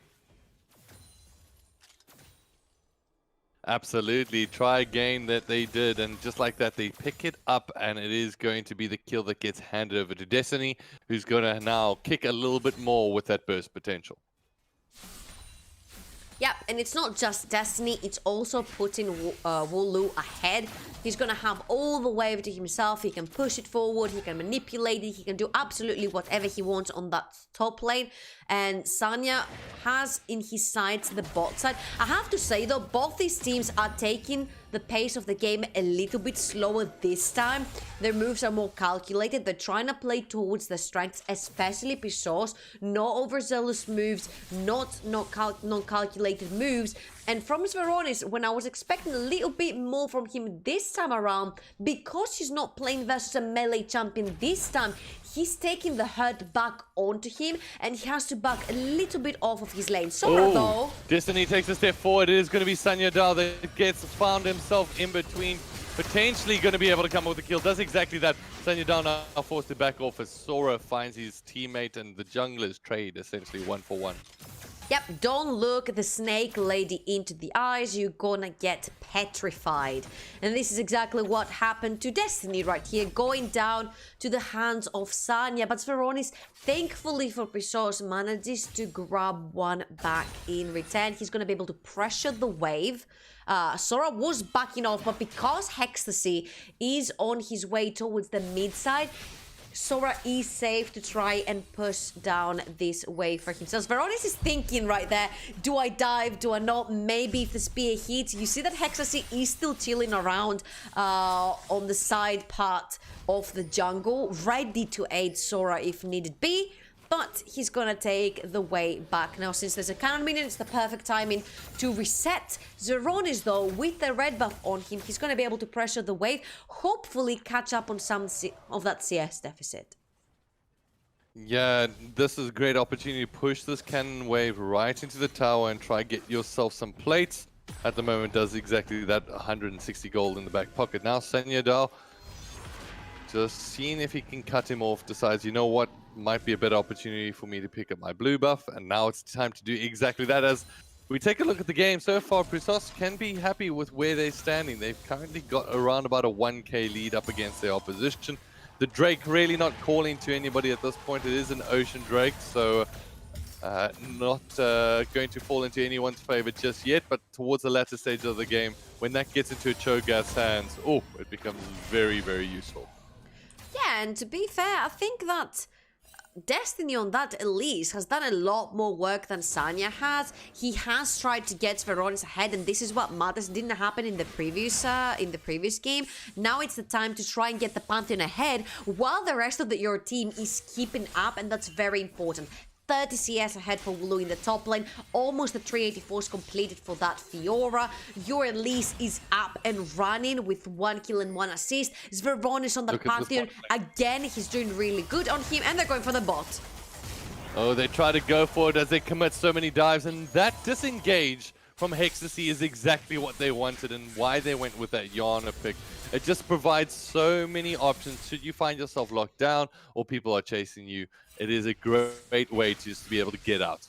I just don't see a way of Wild creating an engage for themselves, especially with the Janna, as the repel there is going to miss. He's not going to click fast enough on Sora, but Wooloo's on his way down as well. Wooloo is on his way down. Sora will now give himself a little bit of a speed buff thanks to his poison pool landing. On the other side, like you mentioned, they're struggling to find an engagement opportunity. And they're going to have to look down to essentially Sanya as well as Marine. But now, on this Drake, this is going to be, I believe, Sveronis checking up to see, hey, what is going down here? As it looks like they should pick it up relatively unscathed. I mean, to me, the entire Wild composition screams disengage to me, because Pyrsos do have the trigger. They come in, as they do go all the way down on to Mate Buff, who will get knocked down, and just like that, a second route will find its way forward. Guy takes down Senyadal. The TP will get spent on the other side of things. Marine will have the opportunity to keep pushing this lane in. And as I was saying, Pyrsos are the ones with the trigger in their hands. They have the means to engage. They've got the Cocoon, they've got the Pantheon ult, they've got the Morgana bind, and then they've got the flanks from the Fiora and the Lucian running in. So they've got everything they want to create a fight, to create a pressure lane, to create a pressuring situation, and they grab some objectives, such as the Shelly right now. On the other hand, Wild is just screaming disengage. You've got the Janna right there. It's not going to help you on anything rather than shield you and push back some opponents that might want you dead, sure. But the Kai'Sa is created to jump into the fight, same as the Zenza. On the other hand, you've got a Cassiopeia that has to lay back and kind of defend the ADC that's going to be diving in. So it's kind of a little bit of a back and forth of a composition here by Wild, and I'd like to see it a little bit better into the team fights. And seeing that from a little bit earlier on, Marine going for the lane freeze option in the top lane, just trying to make sure that he can keep his opposition denied in terms of gold at the moment, because he is currently behind on CS. So far hasn't had the best time of trying to get as many minions as possible, but it does look like in the bottom lane that is going to be a follow-up from Senyadal, who picks up Sanity. In the top side of things, Wooloo's going to be dancing around with Marine, and nobody really coming out on top of that fight just yet. Yep. Destiny is gonna have to hang around for as long as Sanity is down, and Sora is taking a little bit of a beating on Zveronis. Zveronis is on a 2-0 spree so far. Destiny is waiting for that crucial cocoon to land. Look at this from Wooloo, who is currently very low on health in the top side of things, as Marine has also been whittled down low, but it is Pantheon that floats all the way forward. Thronis now tries to dart his way in. It's not going to be enough. The Repel will try to get its way in, but it's going to be Destiny that actually gets taken up. And a perfect knock-up coming in there from Hextasy. Now the follow-up from Sanya Dao as he's the opportunity to try land that W, but it's not going to be able to get its way forward. But it's going to be Gagai that actually picks up the kill up against Hextasy. Yep, the Greek marksman replies back with a crucial kill right there, and you see how well the Janna works against the Elise. The Elise wants to go in, goes up in the air, comes back down, but guess what? When you go back down, there's a knock-up waiting right there for you. Santi might be in trouble a little bit more, but this time he's gonna walk out alive. Nevertheless, it's a 1-for-1. Kill is gonna go to the side of the Greek marksman, and this is very crucial because you want this Lucian to pull ahead of the Kai'Sa, and so far Essence River completed, and it's going great for the Greek bot lane. Absolutely, and this is exactly what they wanted. Last time it was all the weight on the shoulders of Saronis. Now they have an opportunity to look to their ADC to protect him and try and pick up that damage. Marine now trying to get away from or get forward towards this nimble Fiora. At the moment, just picks up those minions. Will be able to gather some health back as both of those players can walk away from that trade relatively unscathed. Now, it has been Sora that has been trying to turn the fight on Saronis, which has been going relatively successful, but Mate Buff tries to pick up the kill, but it is the stopwatch that gets called out here from Morgana. Where is my support? He must be thinking right there, because had Janna been underneath this tower, this dive would have never happened. Guess what? There's another one incoming. Another dive incoming at the moment. We'll be able to get the knock up. The TP finds its way forward. Almost managed to stay alive out of that one, but Elise should be the sacrificial lamb here as Sora picks up another one in the back pocket. As Sanya now trying to make his way towards Wooloo and decides just to hold tight and go for the minions instead. Yeah, a little bit of a mana-less Fiora right there. You definitely don't want to be taking the fight. I just wanted to say, with all these roams that Zveronis has been trying to create for his team, look how far ahead Sora has pulled up with that CS lead. 150 almost versus 100 from Zveronis. This is a huge hit because these 3 kills that Zveronis has over Sora, they have been negated by all that CSing that the Snake has been doing down the mid lane. And he gets first tower with all the turret platings, and now they're getting yet another one down bot lane. So even though, sure, Pyrsos were winning the fight, there were 2,000 gold in the lead, it's Wild replying always with these objective control, and now they find themselves 2,000 gold in the lead. Yeah, now the Infernal Drake. This is a play that is going to be all telling. At the moment, Sora, with that cleanse and the flash all up and ready. The Shelly has been popped in the mid lane to apply some kind of pressure, I guess, is what I'm going to call out. Probably just one of those last-minute calls. Yeah. As the expiry was about to come in. The root will be able to land here on Sanya Dao, but Marine forces his way forward. Everything. And, he's like, I'll take that, and I'll take that, and I'll take that. No worries. That's what the Cho'Gath was brought to the fight for. The Q will actually get knocked in. It is the Black Shield that prevents. And it is going to be the Scuttle that goes over to Wild Gaming. That gives them a little bit of a movement bonus in that middle of that river. At the moment, Destiny trying to wedge his way in between. Marine as well as the jungler has an opportunity to work this one forward. It is going to be Wild that pick up the Drake. They all get forced into the pit. They all are sitting targets at this point, but will they be sitting targets that turn the fight on its head? We're going to have to wait and see as Marine forces his way forward. Just like that, he does get stunned. He has a silence opportunity, but he does connect with the knockup. It is Mate Buff on the other side of things. Don't see the dipping through few. It is a double kill that will get handed over here to Sora. Mate Buff picks up.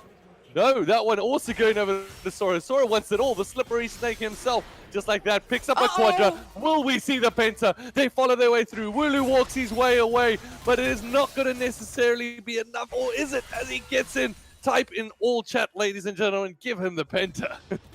As we have a replay from the previous game here where Wild are finishing the game. I don't know if that's reminiscent of what's gonna happen in this game as well, Nick.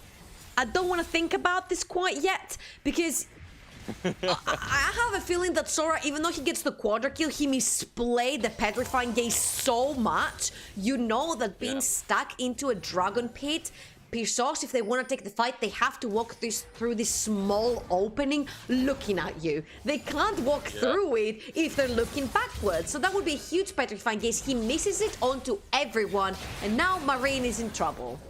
Marine's not doing too badly either, as he does silence down the Pantheon. He says, you know what, you want some, come get some. As it's about to be the team from Wild that follow their way through. Marine says, you know what, you're a tasty snack. As he whips down himself a fried spider. Now it's all down to Wooloo to try back off, but Mate Buff picks himself up one. And now they get a tower to match. Do not take this Cho'Gath on. Yep, he's actually quite huge, because you have to remember that the main damage dealers for the side of Pyrsos are full AD.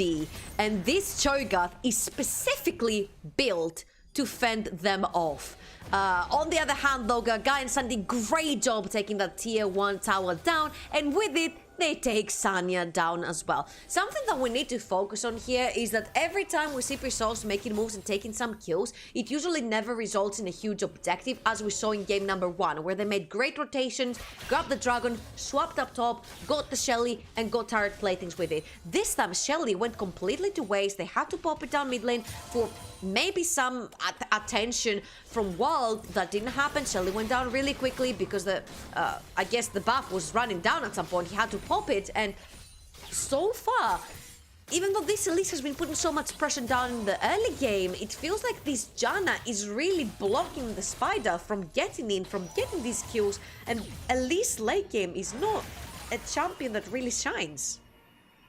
No, it definitely doesn't shine. Currently 1-5. It hasn't been Destiny's game so far, but on the other side, it has been a fantastic one from Sora. Currently 5-0 with 600 shutdown gold. I do love this build and decision from Marine, though. As you mentioned, he's all armor, and you know, all armor means that when you're sitting on Cho, it's all armor and all health, as it does look like a sneaky Baron has just begun. I don't think it's that sneaky, because they saw Mate walking through. So Destiny does have an idea, and Hextasy has been caught. What are you doing there, Hextasy? They will pick it up, however, as now it is going to be this team from Greece that are going to try get this one going forward. It is the Miasma that stops them in their tracks. The follow through, they might just turn this fight completely on Saronis, who has taken a step potentially too far. It is Sora trying to land in the damage. Oh no, the root will come down here, as it is going to be Mate that takes a step too far, but it's only going to be the 2 players from Wild Gaming that actually, no, make that 3 that actually end up with the Wild Gaming Baron buff. You do not have to fight. You have nothing to win by fighting there. Hextasy is down, which means you're taking on to a 3v5. Your big tank, your mid shield, is all the way down bot lane without a teleport. You just secured Baron and got out with your life, and now you're losing the tower on top of that. Marine is in trouble at the moment. There is Wooloo trying to hunt him down, but he turns the fight on his head. And Marine says, you know what, nom nom nom nom. I'm gonna get me some juicy Fiora at the moment, as he bites down on another victim. This Cho is getting real beefy. And again, if the teams that are sitting on the upper bracket, if Wild is gonna go back up, they're gonna have to be thinking of all the mistakes that are exploitable from the team. Hextasy walking into a completely dark quadrant of Destiny's jungle, getting caught while they're trying as 3-man to do the Baron, and Marine doesn't have to Marine is very dangerous. Marine not getting the knock-up. He has a silence opportunity. The Repel will be able to come in, but Destiny doesn't have too many options. Jumps down next to the Gromp. Now Marine still trying to follow up, trying to get this chase going. The stun will be able to connect. The Sora should be able to pick himself up an easy kill as he snakes his way and slithers to a potential another victory. Yeah, and at this point, a Lucian cannot really provide much for you because Marine is such a huge tank and Lucians usually don't deal very well with such big tanks. It's not a Vayne, it's not a Kai'Sa, it's definitely not a Caitlyn or a Xayah. It's more of an early game AD that likes beating down the squishies, and Marine is a big problem for the only fed member of the side of Pyrsos. And there we go. It is going to be an inhibitor as he does get rooted down. They will be able to fight their way forward as just like that, Saronis will get taken out. And now it is going to be this Wild Gaming team trying to pick up yet another, but it does get traded out as Gagai picks himself up one, forcing them all the way back. Gagai's damage is not something to be messed around with.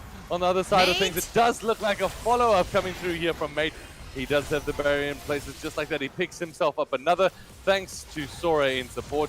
Will they be able to close this one off? I'm not too sure just yet, as it is going to be this Greek team fighting for the life. Then Miasma gets lulled down. Destiny now trying to fight his way forward with his spiderlings, but now can't even run back to the fountain as Sora is protecting the way out. And there we go. Destiny comes out as Saronis is trying to work his way in. He will get channeled down low. Not enough health in his back pocket as it looks like Mate Buff picks himself up another. The ace comes in here from Marine. And ladies and gentlemen, that is it from the Greek lineup as both teams fall out. It's Wild Gaming progressing through to the next round. Wow, and I mean, congratulations to Wild, but both of these games have been extremely sloppy. So going forward to face a team such as LevelUp that we saw the level of macro play, we're gonna be back to discuss about that in just a minute. Wanna lose? Controllers. That round goes to me, I guess. Yeah, okay, Mr. I'm so funny today, but I've got this greasiness, you know? No, I don't know. Pringles doesn't give you greasy hands. Ready now? Yeah. Well, I can't. that's 2-0 for me, I guess. Remember where it started. Your first experience. Hi, I'm Pringles. And I'm Chips. Wanna play? Wanna lose?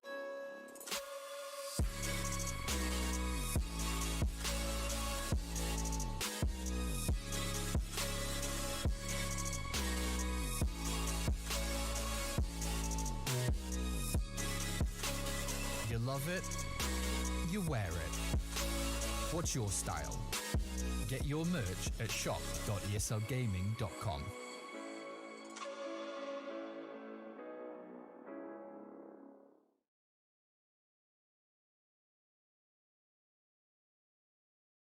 So, welcome back, ladies and gentlemen, to ESL Season 10 of the Southeast Europe Championship. We just witnessed 2 out of 3 teams being eliminated from the tournament in this lower bracket, Nick. Yeah, and it's a sad thing that both of them had to be from Greece here today, but we're going to watch as Wild Gaming and LevelUp progress through to the next round, and I think both of them have got some work to do, but more so, as you pointed out, Wild Gaming, let's call it a little bit sloppy. They got the 2-0 as they wanted. They weren't the tight oiled machine that we've seen them be in the past, the one that ended up the last season in that 3rd place, and they're going to be taking on, to be honest, a LevelUp team that, if anything, are looking like one of the strongest in this series. And to be honest, I'm loving it because they're looking to redeem themselves. They lost to the previous champions, the returning kings of the Southeast. So going up against them, you know, you have a little bit of an excuse. You're like, yeah, but these guys kind of won the previous season, so it's okay. It was the first best of 3. We're allowed to be sloppy, but they came in very decisive. They're showing us their strengths. Sure, they have mistakes to exploit, but I feel Wild has a lot more to work on. It looked good. Sora looked really nice and crisp in both games. A lot of overextension from Hextasy. Marine also played really well. The jungle didn't look as decisive. So mainly for me, the problem was the jungle and the bot lane decision making that can make or break the game. And jungle is just very important because you cannot leave your bot lane, especially against the bot lane of LevelUp that are going to take advantage of you. They're going to use you and abuse you to get to your nexus and take it down. Yeah, and that's one thing I also wanted to point out. When it comes down to this bottom lane of LevelUp, Panjay, we've seen how aggressive that he can be. And if you're making those small mistakes, as they were making here today, they're going to punish you in a big way. On the other side of things, we've got some more action that is also going to be following us up on Sunday. And I can't wait to see those matches as we're going to be able to commentate some more ESL SEC action for each one of you. I think the series is only going to get more and more tight as we progress through into the next stage. Oh, it definitely is, and very soon we will have our season 10, the anniversary season champion. So you heard it, ladies and gentlemen. If you want to keep up with the schedule, make sure to follow on the social media. Both mine and Nick's social media will be in the chat as well. Want to thank you so much for joining us today. We have another date, of course, on Sunday at 4 p.m. Central European time. So make sure you're there. From us and the entire broadcast crew, we wish you a lovely night, and we will see you again Sunday, 4 p.m. Central European time. Be there. Cheers.